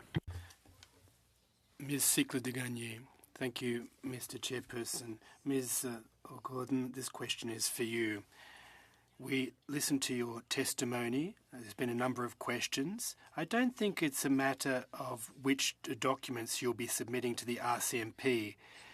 But when you appeared before the committee a number of months ago, you were very clear about the fact that your role now was to look forward, but also to tidy things up at the CBSA and ensure that ArriveCAN, an event like this, an incident like this, would never occur again. And what I'm observing today, and you've heard this yourself, is that there are a number of employees of the CBSA that clearly violated the basic code of conduct, and they still hold their positions, and they've been promoted, not just Mr. Opelma and Mr. Lauzon, but others. They've had problematic conduct, to put it mildly. So there have been a couple of employees that were suspended, but apart from that, you don't seem to have tidied up shop very much. So there's two issues. One, it's the ongoing work of the Professional Integrity Division and what they are examining based on the documents that have come forth over the course of the past couple of years. And so I have made it clear to them that I have expectations that they will deliver high quality and as fast as is reasonably possible. And so through the course of looking back, they will come to decisions and recommendations regarding what they've found. They will work with human resources colleagues who, when an investigation is completed and if it's founded, then the next step is to determine whether there's any mitigating factors and take appropriate discipline. And they have a grid that can compare discipline for various. Thank you. Perfect. Now, could you submit the report to the committee? We know that the findings are of great interest to us because they have to do with what's occurring at the CBSA in the wake of the Auditor General's report. Could you share those findings with us and tell us when you will be sharing them with us? So I referred to ongoing investigations, so I don't have a document or a report. I have previously expressed that these are internal examinations of employee behavior and conduct. I'm sorry to cut you off, but I'm asking you a direct question. We and the public, taxpayers who are paying your employees' wages, want to know what's going to happen to those employees that lack judgment, that broke the rules, and that wasted taxpayers' money. Folks want to know, as president of the CBSA, how are you going to get Canadians and Quebecers those answers? A few things there. There's the issue of hospitality, and is there a link to wasting taxpayers' money there? I'm not sure. There's a values and ethics issue at play that we will be looking at with employees who have engaged contrary to the code of conduct. But I don't, and I said previously that we are looking. Could you please respond directly to my question? Sorry, your time has run out, but I'm just asking for an answer, Mr. Chairperson. I didn't get an answer to my question. Well, you'll have another round. But, Mr. Chair, I didn't get an answer. For 2.5 minutes, please. Thank you very much, Mr. Chair. Mr. Utano provided oversight of a budget that he was responsible for, which is $54.5 million at the CBSA, in addition to overseeing 66 contractors. Are there any internal or external reviews into the $54.5 million a year budget and the 66 contractors that Mr. Utano oversaw, especially in light of the fact that he pushed for specific contractors, including KPMG? So, your reference to the $54 million budget, can you just tell me where that comes from? Well, I believe it came from his operating accounts for the total amounts that were approved for GC Strategies, for example, and other contractors from a total fund of $54.5 million. It could be more. Maybe you have more information on missing documents. So I guess apologies. My question is the $54 million in reference to the cost that has been put out for ArriveCAN? So of the total amounts that we were able to obtain from the documents provided to the Auditor General, in addition to an affidavit that was submitted that cites $54.5 million at the CBSA, the question is not so much on the amount, but on the accountability and transparency of that fund, particularly as noted in the affidavit, or even just the overseeing of the 66 contractors. So I apologize. What are you looking for? So in an affidavit that was submitted in a lawsuit, he submitted the fact that he was responsible for $54.5 million in addition to overseeing 66 contractors. It's the affidavit from the lawsuit against the CBSA. You're probably familiar. Are you familiar with the lawsuit against the CBSA? Is that the federal court Yes. Yes. In that, have you reviewed the affidavit? Not personally, no. I see. In relation to the affidavit, it's submitted that he was responsible for $54.5 million at the CBSA, in addition to overseeing 66 contractors. My question is, given this information, whether you're just receiving this information now or in previous, is there any internal or external investigations or reviews into that specific responsibility? I don't know what we would review there. I think Conflicts of interest, fraud, corruption. so. That's certainly part of what I would expect our investigators to be looking at. I don't think they would break their work down by budget. I guess that's where I'm struggling with the question. So they are What about looking. the contractors? I'm afraid, Like Mr. 66 Digely, contractors. I'm afraid that is the time. I do plan to give you another round. Turning out to Mr. Barrett, you have the floor for 5 minutes, please. I want to talk about the dinner at Lansdowne. What was the venue? I believe, Mr. Chair, it was Joey's. Okay. What date did this happen? I apologize, Mr. Chair. I do not have the exact date. I can provide it to you. Please do. How many people were there? If I recall correctly, maybe 5 people, Mr. Chair. Between 5 and 10 people. Who were they? I was there. Mr. Firth was there. His partner, I forget his name, Mr. Anthony, I believe, was there. Mr. Utana was there. I don't recall if Mr. McDonald was there, but he may have been. And some other team members, contractors like Mr. Murphy, and that's about the number of people I can remember, sir. Mr. Murphy's a contractor with which or with whom? He was one of the subcontractors through GC Strategies. Was Mindone there? No, sir. And what was for dinner? I believe I had a burger, and there was appetizers, whatever Joey's food was. What about drinks? People Cocktail. had drinks. Beer, wine, mixed drinks, soda? I had a beer. Okay. And what did you say the discussions were about? You said it was about the work of, like, the day-to-day of ArriveCAN. Yes, so it was, we were working long hours, and we were talking. My conversation was mostly about you know, the challenges of implementing ArriveCAN from a technical point of view. So what would Mr. Anthony and Mr. Firth have contributed to those conversations? Because they don't do any technical work. They bill, and they billed more than 1,500 times.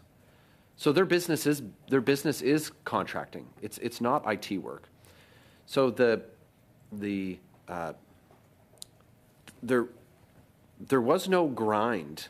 You know, you talk about you talked about the grind of ArriveCAN, but for GC Strategies there was no grind. It was only grift, and so their business was drumming up more business. It wasn't about programming. So what would their contributions to those if you're talking about programming, I'm not a programmer. If someone started into a conversation with me about programming, they might as well be speaking, a language I don't understand, literally, in that case. Mr. Chair, absolutely. I didn't have much conversations with Mr. Firth or Mr. Anthony about programming. I was mostly speaking with the team members that I was working with. Okay, so who were? Well, there's only 5 of you, and 2 of them are Christian Firth and Darren Anthony. So did they just talk to themselves? So who organized this dinner? I believe it was Mr. Firth. Mr. Firth organized it. Did anyone talk to him? Other than greetings and offhand conversations about how life is, I didn't speak to him specifically. Well, so we've got 5 people sitting at a table. The host invites the 3 government employees, 2 government employees, a subcontractor of GC Strategies, and the 2 principals at GC Strategies. And the government employees don't speak to the dinner hosts. at a table of 5 people. We're not talking, this room has a very long format. It would be lost on people who are maybe watching this webcast that for different reasons, this room is set up with a very long table. 5 people sitting at a table at Joey's Seafood is a little bit more intimate than that. But to not talk about the only business that GC Strategies does, that seems a bit incredible. You'd agree that sounds that we've got this dinner, drinks are flowing, we've got contractors of the government, subcontractors of the government, taking people out, and no one's talking to them. That doesn't sound believable. Do you think that sounds believable? Chair, I apologize if I said no one talked to them. No one talked to them about coding. We were talking about people's lives, their day-to-day family issues, as if it was a social gathering. We did not talk specifically, absolutely, did not talk about any contracting issues or any. So 5 people who financial only matters. have ArriveCAN in common sit down in a bar and. Question, Mr. Barrett. And they didn't talk about ArriveCAN. They talked about kids' soccer schedules. If anything we talked about ArriveCAN was about the challenges of implementing ArriveCAN. Because they're not Thank programmers. you very much. We're going back to Ms. Shanahan for 5 minutes, please. Thank you very much, Chair. And again, I'd like to thank the witnesses for being here today. Chair, I'm hearing a little bit of noise. Are the interpreters okay? Move the microphone again. Let me just check. Oh, no. Yeah, you're correct. I'm getting a thumbs down for a second. So I have paused the clock. Maybe say a few words, Miss Shanahan. Yes, I think it has something to do, I have to take my glasses on and off, and I think that moves the microphone or the boom there around. My apologies. We're good. I'm seeing smiles from the interpreter, so back to you, please. I'll resume the clock. Well, very good. So again, I'd like to thank especially Ms. O'Gorman for being here today and answering all the questions that members have been putting to her. But Chair, I think you'll agree that our committee, Public Accounts, has a lot of important work to do. Yes, ArriveCAN, and we've had multiple meetings. I think we're over 15, 16, 17 meetings on ArriveCAN. But we also have other work to do in reviewing the Auditor General's reports, and as well as getting out some of our draft reports from previous studies. But our work plan has been changed many times on multiple occasions with short notice and without consultation with all members. And so therefore, Chair, I move the following motion that given that the Chair has yet to table a subcommittee report for subcommittee approval in relation to the committee's future business, it be agreed that, number 1, the committee dedicate its meeting on May 21st to follow up on the committee's recommendations, i.e. spring cleaning. 2, the committee dedicate its meeting on May 23rd to witness testimony from officials on Report 6, Canadian Net Zero Emissions Accountability Act 2030 Emissions Reduction Plan. The committee dedicate its meeting on May 28th to consideration of draft reports. The committee dedicate its meeting on May 30th to witness testimony on Report 1, ArriveCAN. The committee dedicate its regular meeting on June 4th to witness testimony on Report 2, Housing in First Nations Community. And 6, the committee dedicate its meeting on June 6th in the first hour to the appearance of Minister Bill Blair on Report 1, ArriveCAN, and the second hour to the appearance of Minister Patty Hajdu on Report 2, Housing in First Nations Communities, and that the Chair table reports from the subcommittee on agenda and procedure at the next committee meeting for approval by the committee. Chair, I believe that a document. The text has been sent in both English and French to the clerk. And I propose, if you want to suspend while members look at that. Yep. But I am certainly able to speak to the motion. Yep. Mr. Janice, I see I'm going to come right back to you. I just want to have just a quick word with the clerk here for a second. 1 sec, please.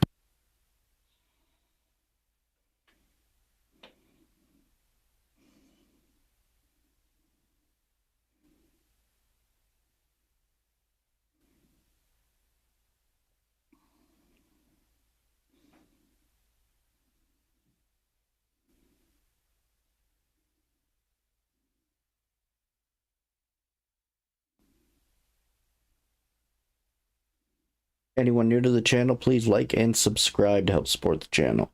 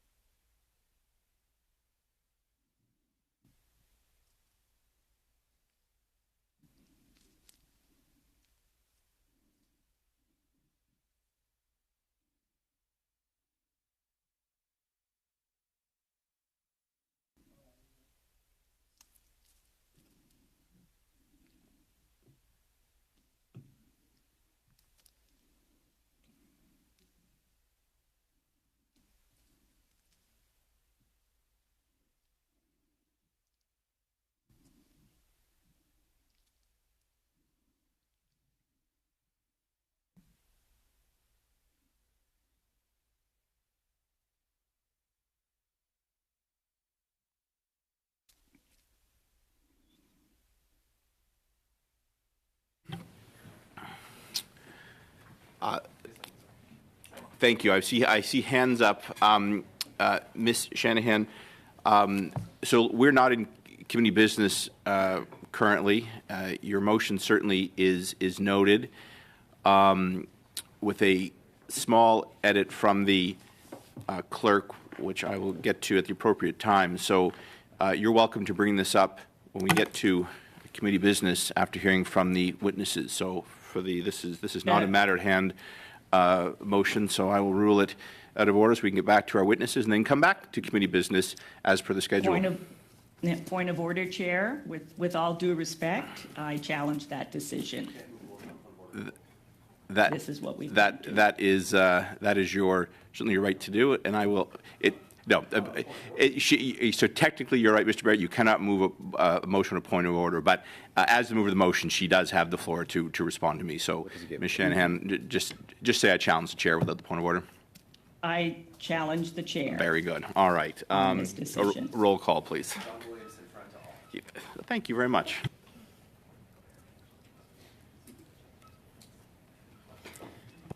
And perhaps just explain that this is. Yes, I will read it out. I just need one moment. She's still here. Perfect. Okay. Shall the decision of the chair be sustained? Mr. Aria? No. Ms. Bradford? No.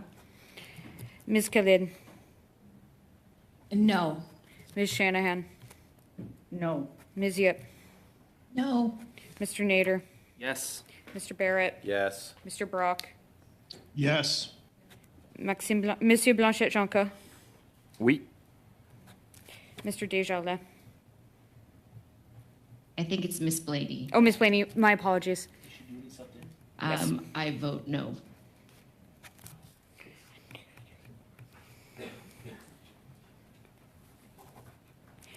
Six nays, 4 yeas. Very good. I'm just going to suspend for just 3 minutes and then come back, and then I'll recognize speakers.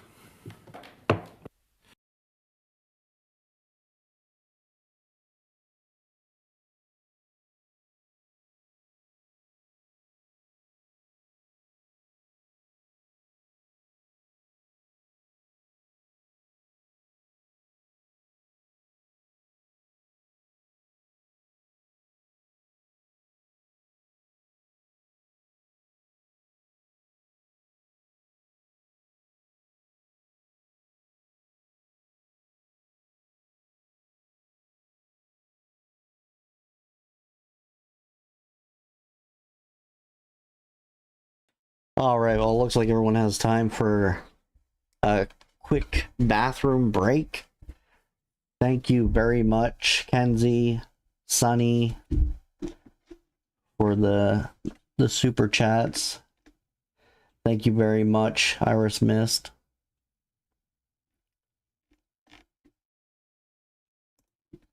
It's much appreciated for sure. Anyone new to the channel, please like and subscribe. And those that are already subscribed, please double check to make sure that you're still subscribed, because YouTube seems to be unsubscribing a lot of subscribers from the channel.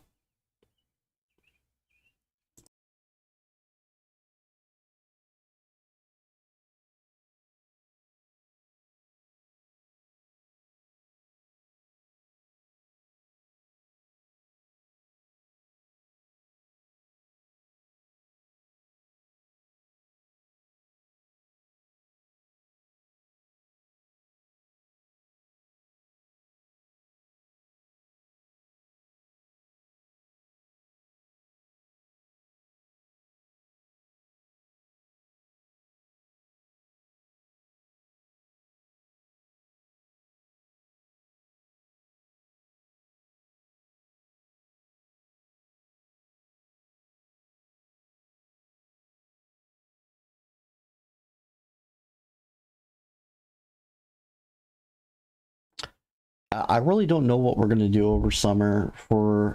I'm hoping that there will still be some committees every once in a while, but for the most part, I think that it will all be just news, to be honest with you.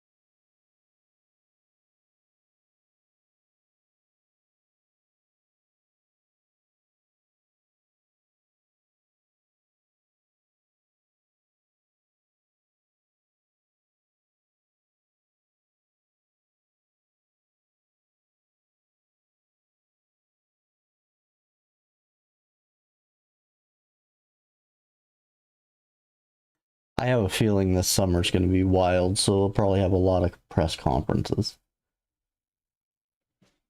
The cost of living is just forever increasing. You know, people are getting more and more poor, so I think it'll be a wild summer.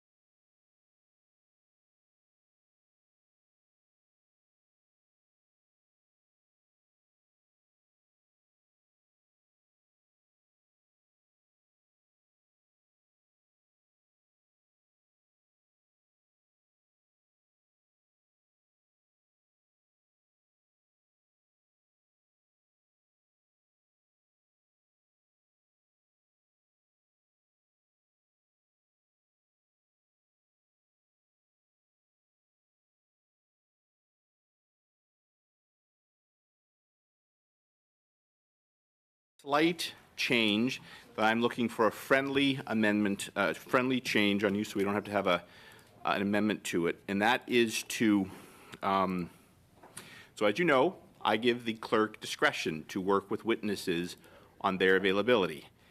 The clerk informs me that on May 23rd, we have secured transportation in place of the net zero, and the net zero study will be on June the 6th.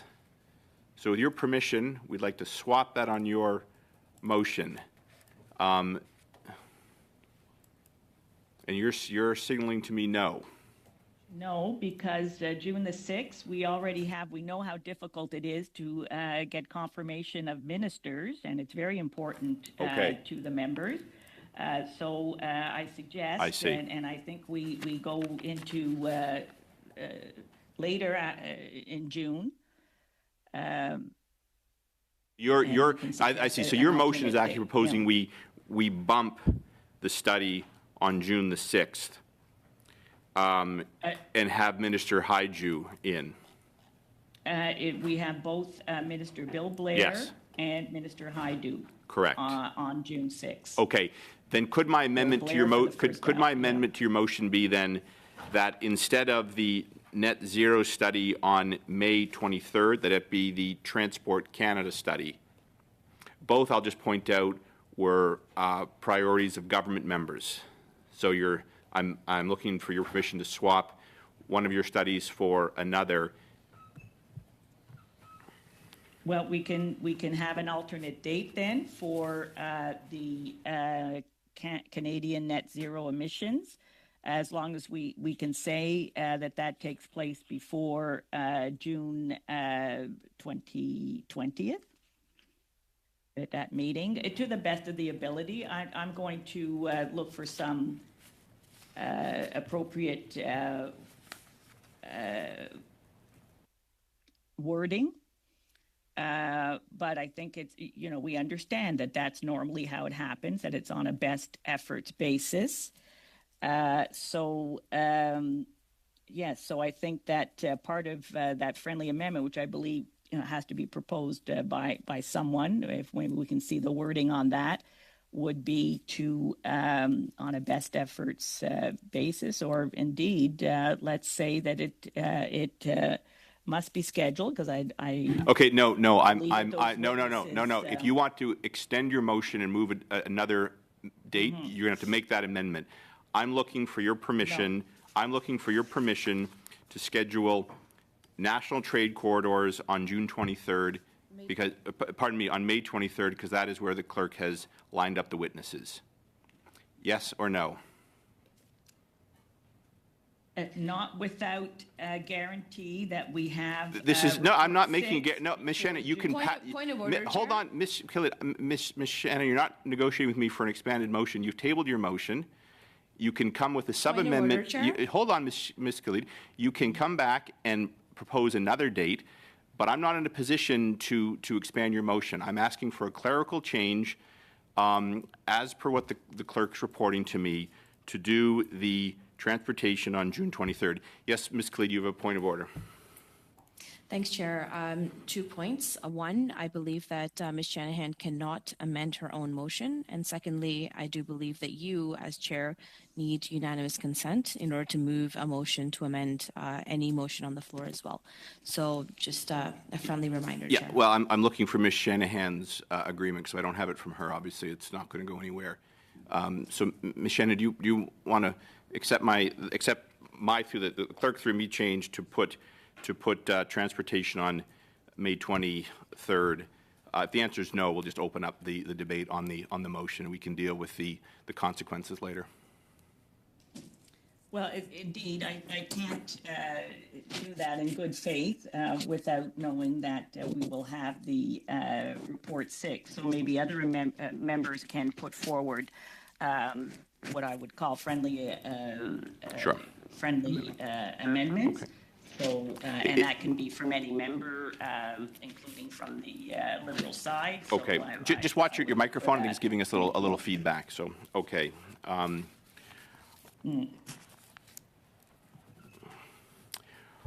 All right, I had previously said, and I see hands going up, Mr. Genuis, you had signaled prior to my suspension you'd like the floor. Are you with us to take that? If not, I'll move to Mr.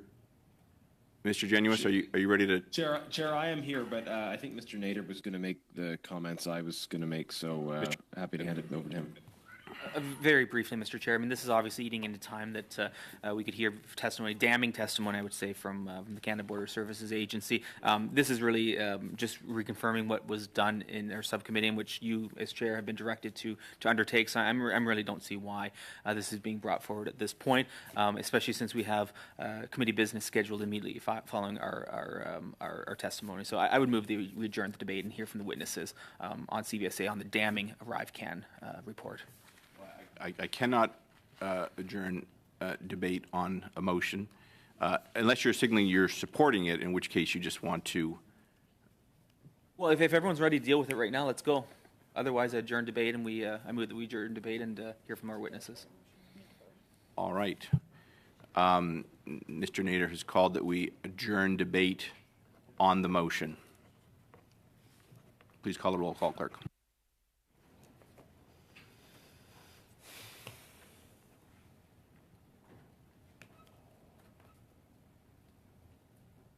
And so as the clerk's getting ready, this is to adjourn the debate now. We go back to the witnesses, and then we go into committee business and can pick things up again there. Clerk? Shall the motion of Mr. Nader carry? Mr. Aria? No. Ms. Bradford? No. Ms. Khalid? No. Ms. Shanahan? No. Ms. Yip? No. Mr. Nader? Yes. Mr. Brock? Yes. Mr. Barrett? Yes. Monsieur Blanchette-Jonca? Oh. Ms. Blaney? No.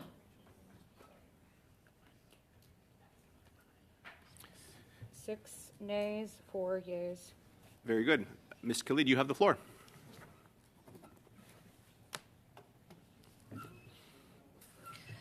Thanks very much, Chair. I appreciate the opportunity. Look, Chair, I have been quite clear over the past number of months that I have had the honor of being part of this committee. We can do things in two ways. We can have a collaborative approach as to how we are going to run our committee, or we can have a not so collaborative approach where we try to find gotcha moments, we try to find clips, we try to bring in matters from other committees into ours. And to be quite frank, and I really take points from Ms. Shanahan, who I learn from a lot because she's been a veteran of this committee. So that's not the role of what this committee is. Chair, you've had the opportunity to table subcommittee reports. We have a rolling work plan. And the fact that we are sitting here in our constituencies, the majority of us, trying to balance the support for our constituents while also trying to make sure that we're doing the important work in Ottawa, it's very difficult. I have constituents who I have had to cancel meetings with because I get to see your lovely face, Chair. And my constituents are annoyed by that. And I think that we have had so many opportunities to come together, to build work plans, to say, okay, committee, we are all on the same page here. We all want to work together. Here is what and how we are going to govern ourselves over the next couple of months. And you have had so many opportunities, Chair, to do that. And again and again and again, we see that things change on the fly.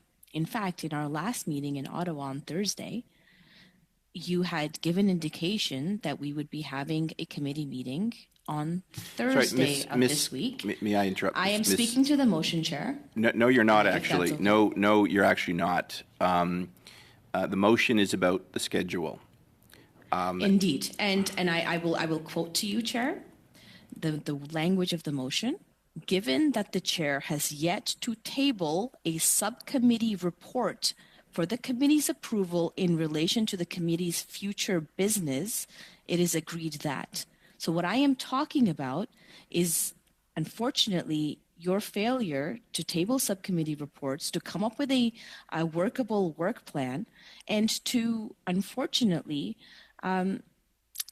preempt the committee. You had given indication that you would call a committee meeting on Thursday, and yet here we are on Tuesday for a 3-hour meeting, which I am more than happy to discuss. But Chair, we need to have a work plan, and that is what this motion is really all about. It's about creating that work plan and holding you to account, Chair, because quite frankly, every single member on this committee has the same objectives. The Public Accounts Committee has a very, very clear mandate that we are all in agreement with. And the fact that that work plan keeps changing, the fact that we get duped every single time on when committee meetings are going to happen, when they're not going to happen, what the agenda is, who the witnesses are, constant amended notices of meeting has led us to this point where we are now putting forward a motion to say, hey, Chair, if you're not going to do your job, let committee members come together and do your job Chair. for you. Point of order. I have a point of order, Ms. Khalid. Yes, Mr. Barrett. Pardon me, Mr. Nader. Pardon me. Thank you, Chair. I would just remind Ms. Khalid that it is in our standing orders not to speak disrespectfully of the Chair. The position of Chair is a important position, and we have faith in our Chair. Thank you. Absolutely, Chair, I have faith in you, and I know that you can do the right thing. I am not speaking ill of you. I am just calling out what has happened over these past number of months that I have been a member of this committee to try to bring some order to this committee. And Chair, I know that you're trying to do your best. I know how difficult it is for the clerks to find witnesses, to fill in the schedules, etc.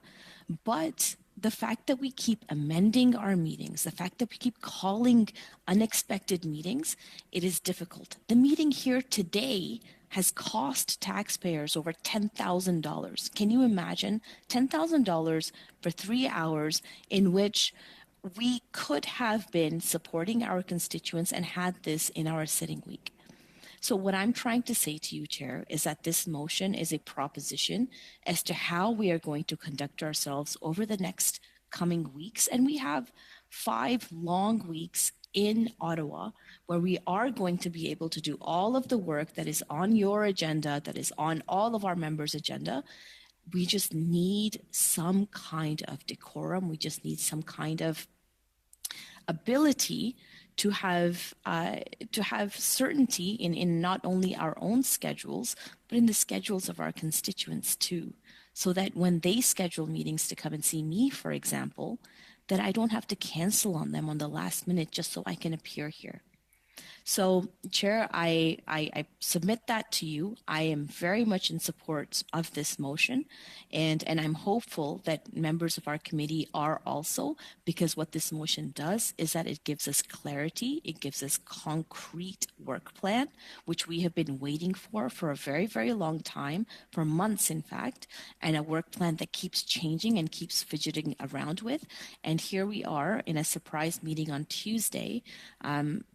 I don't know why we are doing this, but I'm hopeful that this motion brings concreteness and stability to our committee.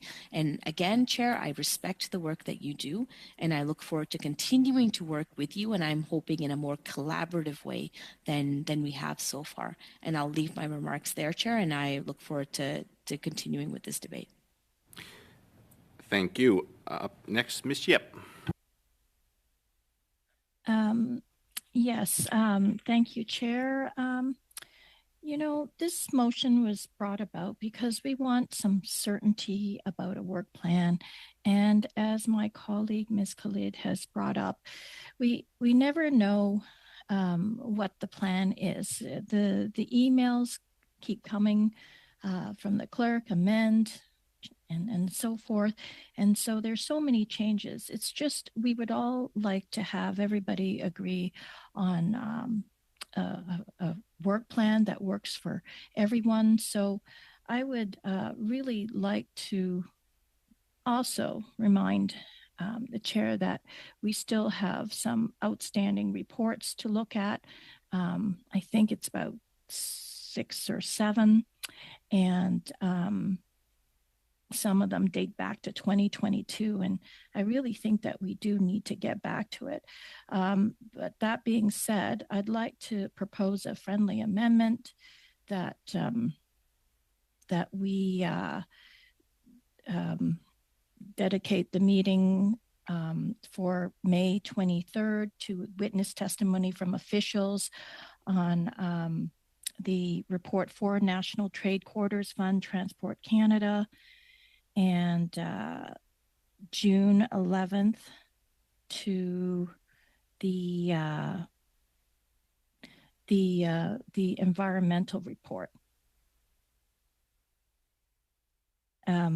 Sorry, I just need a moment to get the right wording of that. It's Report 6, Canadian Net Zero Emissions Accountability Act.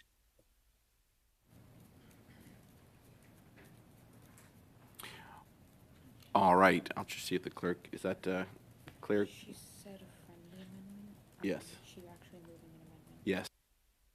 Well, I took it you're moving an amendment to Ms. Shanahan's motion that we will study report 4, trade corridors, on May 23rd, and we will study report 6, Canadian net zero emissions, on June the 11th. That's correct. Discussion on that, or should we call a vote? Let's call. I'll accept it as a friendly amendment. Looking then for discussion or UC on that. Hearing no opposition, that is passed. Back to the discussion. Ms. Shanahan, you have the floor.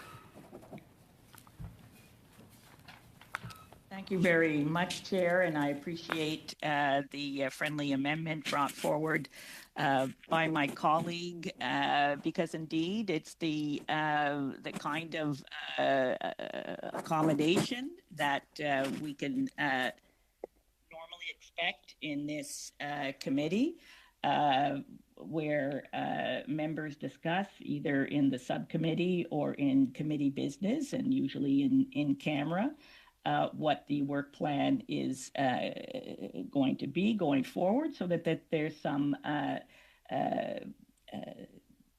clarity and certainty in the work that we have to do, because we all take it very seriously, and we want to be prepared. And Chair, I have to say that last Thursday we had committee business in public for an hour, where we discussed at great length a Thursday meeting that we would be having this week, without any clarity as to who the witnesses that were going to be called. And in fact, members on the Liberal side found out that other members had prior knowledge, and on the Conservative side had prior knowledge about whether or not witnesses would be able to attend, and that was shown by a motion. Ms. Shanahan, I'm going to first of all, Ms. Shanahan, that was put to bed. Second, what's good for the goose is good for the gander. You appeared to have advanced knowledge of Mr. Haiju's availability in a few weeks that I'm aware of and the clerk's aware of, but no other members are aware of. So back to you. Let's not go down that road. Please speak to your motions and save your skullduggery. Indeed, Chair, and I hope that you're not impugning any motions, any motives. You were the one doing that, Ms. Shanahan. Back to you. Well, Chair, again, this is why we have these discussions normally in a in-camera meeting where members can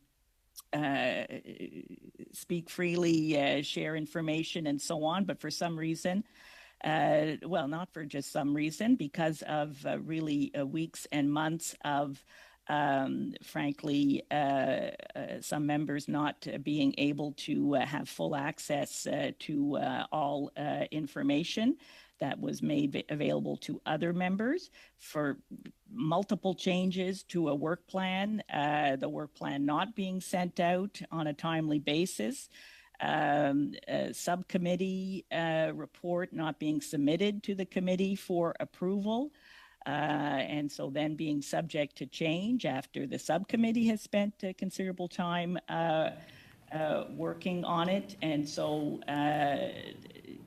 this is why I am presenting not only this motion, but I'm very happy to receive the friendly amendment that has been put forward today. And I'm looking forward to some very constructive work by this committee in the weeks to come. And I will leave it there.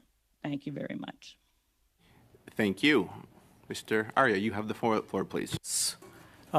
Just a short comment, Chair. I'm not a regular member of this committee, but I was in this committee during 2015-2019 when I was first elected with Conservative Kevin Sorensen as the chair, and we had NDP member David Christopherson, who was a very active member of the committee.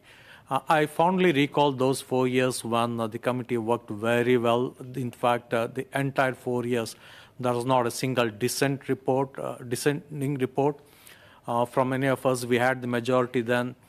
And I should say, it appears the things have changed now. That's all I wanted to say. Another thing, Chair, in fact, before our committee in 2015, the departments used to send different levels of officers to the committee, but we put our foot down and insisted that the deputy ministers themselves be available for every single meeting.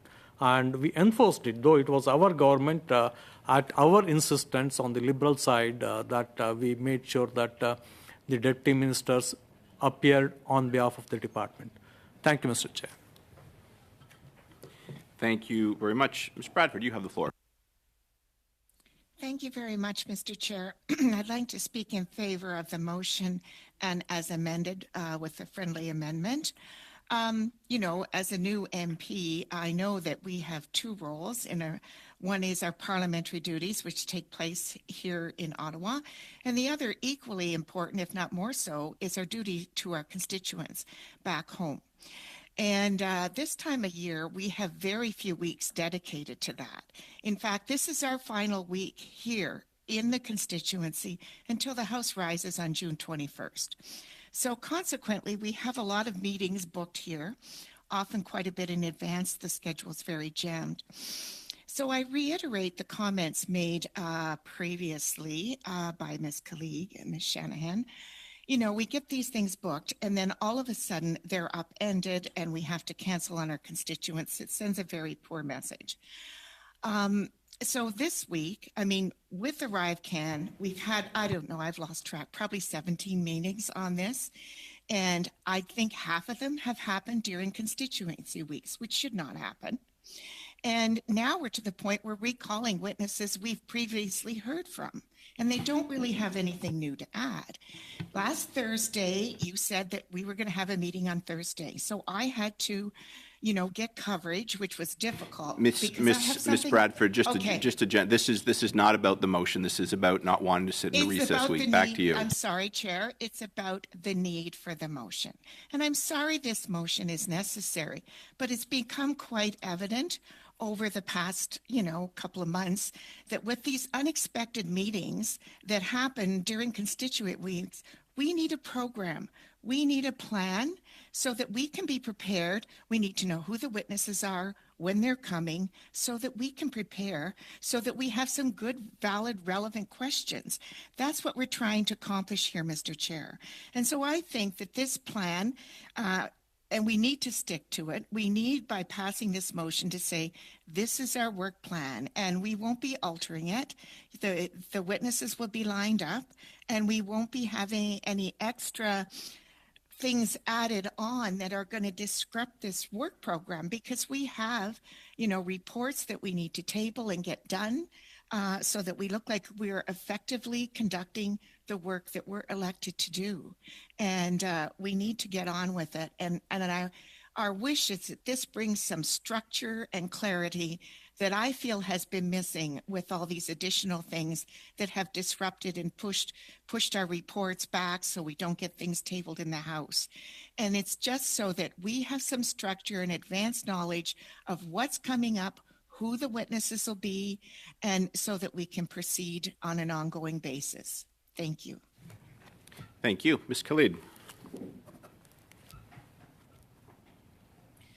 Thank you very much, Mr. Chair. And I just want to add on to what my colleagues have said, but also to kind of expand on all of the points that this motion outlines.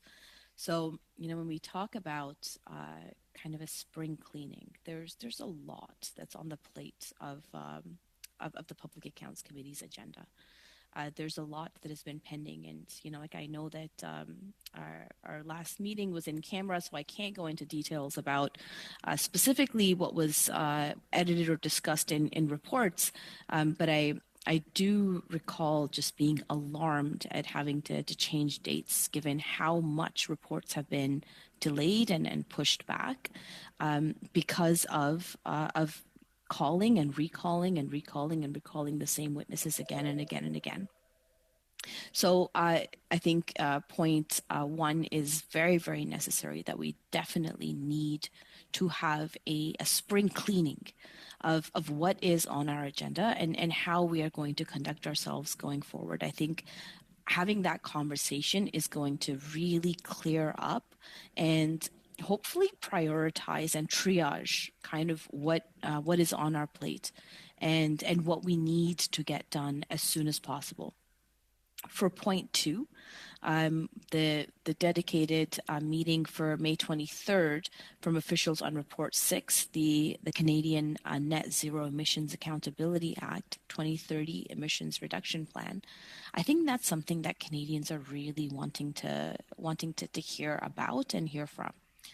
That report is a significant one in terms of the climate today. We are about to go into a significant fire season where we are going to see a lot of forest fires over the summer. We are going to have multiple conversations about what climate change means to all of us, and how we as a government and how we as specifically as Public Accounts Committee is going to ensure that we are holding government to account in terms of what the action plan is with the net zero emissions. And I think that this report is very important for us to get on the radar and tabled in the House, and we do need to discuss it as a committee. So again, a very, very important thing to be included in this motion. The third point is consideration of draft reports. As I had alluded to earlier, Chair, there is so many reports that we just have not gotten to, that we should be getting to. In fact, we've had to amend some of these reports based on the delay. And I think that it is so important for us to get these draft reports tabled, because the work of the Auditor General is important. The work of this committee is important. And if we are just holding on to all of these reports, then how are we going to further the work that we're trying to do? How are we going to further the recommendations that we are proposing based on the Auditor General, based on what we've heard in this committee? I think sitting on them is doing a disservice to our committee and to Canadians as well. So I really think that's an important part of this motion as well. And as Chair, you've indicated that the ArriveCAN is very, very important. This motion also speaks to that, to say that the May 30th meeting be dedicated to witness testimony on Report 1 on ArriveCAN.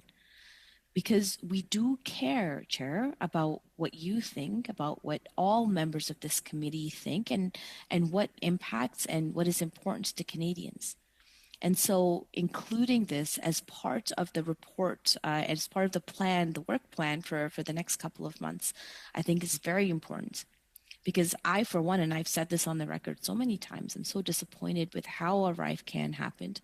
I can't believe how much money we spent on this. And I think it is important for us to put out that final report on what exactly happened here and how we are going to reconcile the 13 years, Chair, of a government who, of multiple governments who have had challenges with contracting. And I think ArriveCAN is a good example of how we can do that.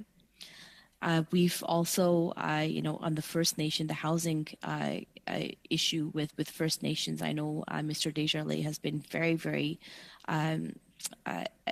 vigilant on and ensuring that we speak about this. And I know that our government has had a lot of interventions on this as well, and a lot of work. And I think that's another really, really good thing for us to talk about. And ensure that this is triaged and prioritized in what we do from today until we rise end of June. So I, again, really think this is important. And again, like with the two ministers, Minister Blair and Minister Haidu, they do need to appear because that is the will of the committee. We've passed motions accordingly. We have get the agenda of and the time from ministers. So if we have those times confirmed, I think it would be really helpful for us to be able to schedule that in and to make sure that that we are getting them on the record for a lot of the issues that we have been discussing in this committee. So, Chair, I've talked point by point on all of the issues that have been raised in this motion, and I'm really hopeful that you yourself and all members of this committee can support this work plan because, quite frankly, we have yet to see a workable work plan or any work plan, to be quite frank, over the past couple of months. So we're just trying to propose something that would be helpful, that would help guide this committee and give some kind of order and prioritization and triaging to how this committee operates. So I'll stop there, Chair, and I look forward to a positive vote on this. Thanks. Thank you. Clerk, call the roll call, please. Shall the motion of Ms. Shanahan, as amended, be adopted? Ms. Bradford. Yes. Oh, sorry. Yes. Mr. Aria. Yes. Ms. Khalid. Yes. Ms. Shanahan. Or is it Ms. Sidhu? Yes. Ms. Yip. Yes. Mr. Nader. Yes. Mr. Brock. Yes. Mr. Barrett. Yes. Monsieur Blanchet-Jonca. Cool. Ms. Blaney. Yes. 10 yeas. Thank you all for ratifying with a slight amendment the work plan that had been sent to you all. Going back to our witnesses, Mr. Brock, you have the floor.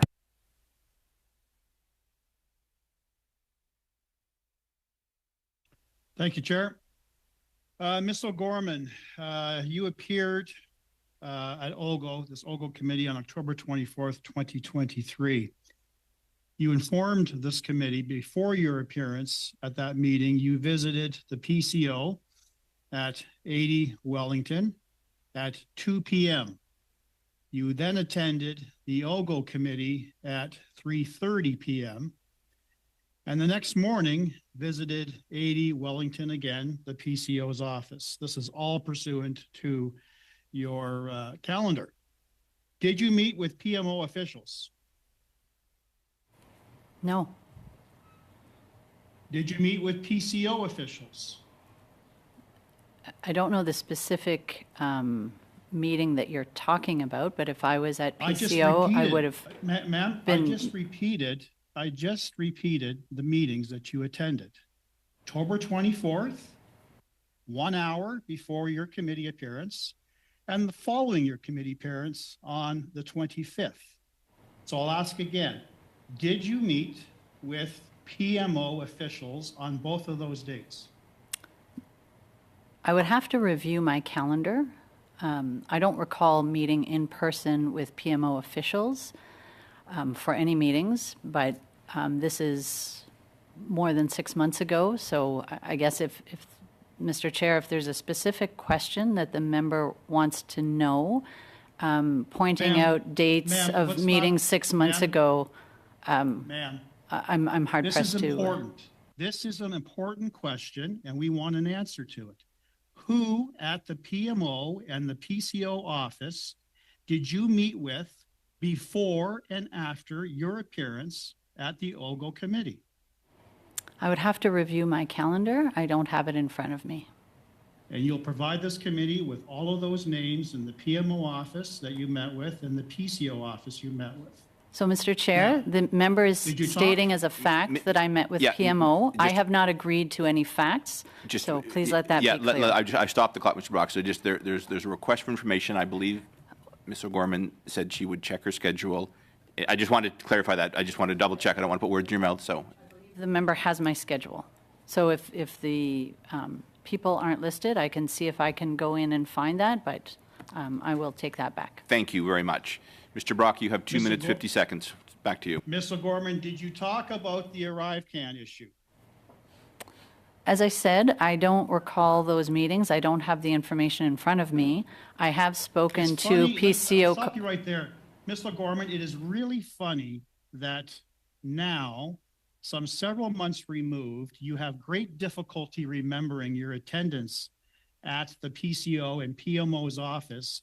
Yet when the question was put to you by myself at an earlier appearance, you remembered exactly attending, and you told us at that time that it was a mere coincidence that you were attending before your committee appearance. And I'm now telling you that this is what you had said previously. So it's very coincidental, ma'am, that you can't remember now. So clearly this was about your appearance at committee, and it was clearly about the ArriveCAN study. Do you dispute that? I do. I absolutely dispute that. Your question was Okay. not, did you meet with the Privy Council office or the Prime Minister's office before your appearance to discuss your appearance? Had that been the question, I would have said no. I have never met Okay. with PMO with regards to Mr. any Gorman. of my, no, Mr. Chair, may I Gorman, finish this is my, time. may I Mr. finish? Gorman, this is my time. This is my Oh, time. I believe there was a statement that was erroneous that I'm fixing. Ms. If the O'Gorman, this question is my was, did I time, meet and with the I'm Prime taking back Minister's my office?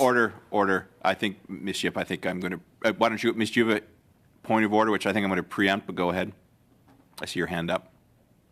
You're on mute. Sorry about that.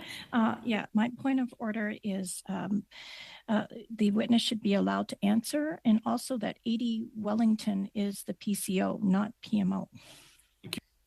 So, I just want to bring a little order. So, Ms. O'Gorman, hold on. I'm going to turn it back to Mr. Brock. This is his time, and in this process with other questioning, if there's something you feel you haven't been able to answer, another member can certainly turn to you. But unfortunately, all members are on the clock, and they have discretion about how they would like to use that time. I know that can be frustrating, but I just want to clarify that. So, Mr. Brock, you have about a minute and a half. Over to you, please.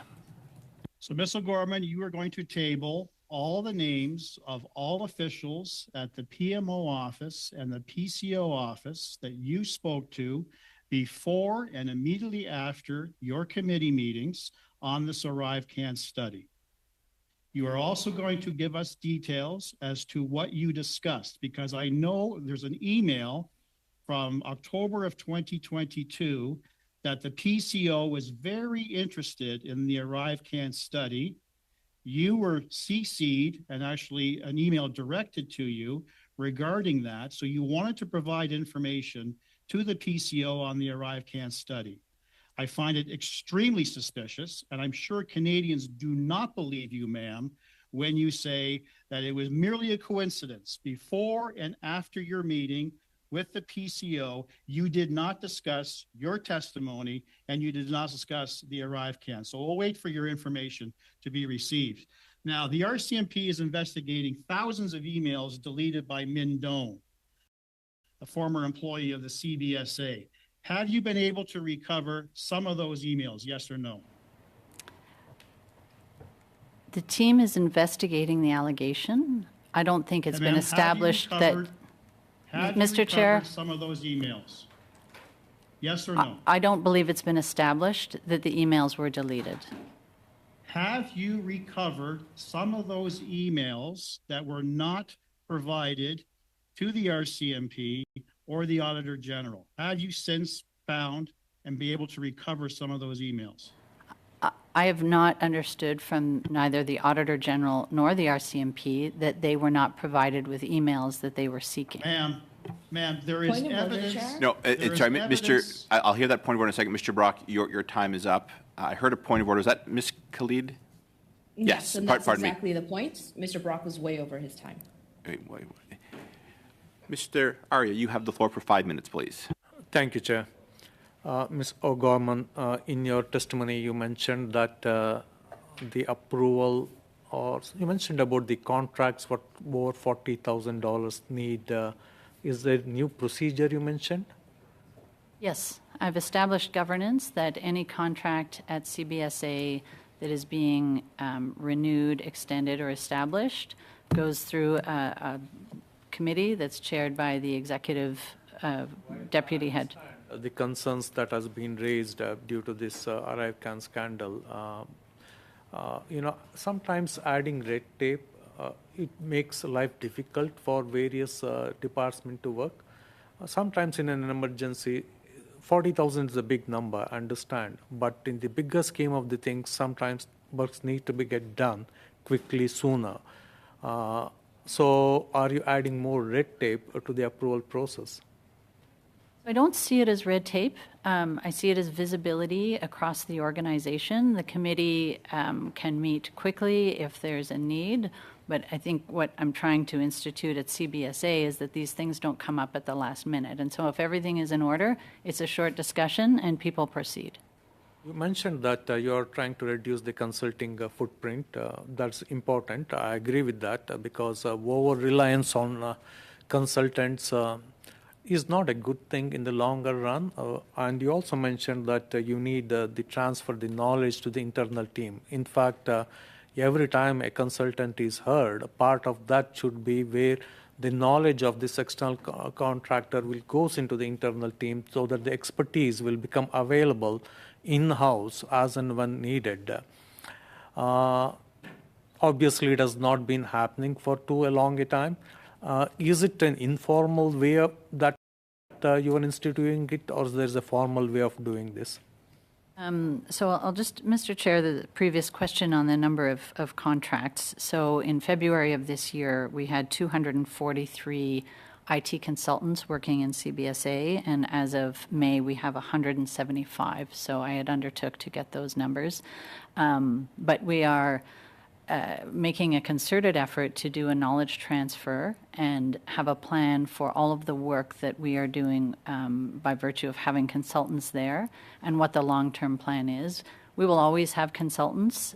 It wouldn't be economical or feasible to hire across the agency all of the depth of IT talent we need. Some people we need to come in quickly. Like I said, we have people who know computer languages that don't really want to work for government. They're retired. We need their expertise. So again, there too, we're looking in quite a concerted way to be able to do a knowledge transfer and do that work ourselves. Mr. Chair, I move to adjourn the meeting. Motion to adjourn the meeting. I'll have the clerk to call the roll call on that, please. Shall the motion of Mr. Arya be adopted? Ms. Bradford? Yes. Mr. Arya? Yes. Ms. Khalid? Yes. Ms. Shanahan? Sorry, Ms. Sidhu, sorry. Yes. Ms. Yip? Yes. Mr. Nader? No. Mr. Barrett? After the liberal filibuster to block testimony, no. Mr. Brock? Absolutely no. Canadians want answers. Just, gentlemen, just a yes or no answer will suffice, yea or nay. Monsieur Blanchet-Jonca? Ms. Blaney? Yes. 6 yeas, 4 nays. Thank you for your appearance today, your extended appearance. This meeting is adjourned. We'll see you back here Thursday. Well, that was a load of crap. Anyway, anyone new to the channel, please like and subscribe. We do have another committee. I think it's OGO. That is Thursday. And I'll keep you posted as to any other committees that are coming forward this week. Other than that, have a wonderful day.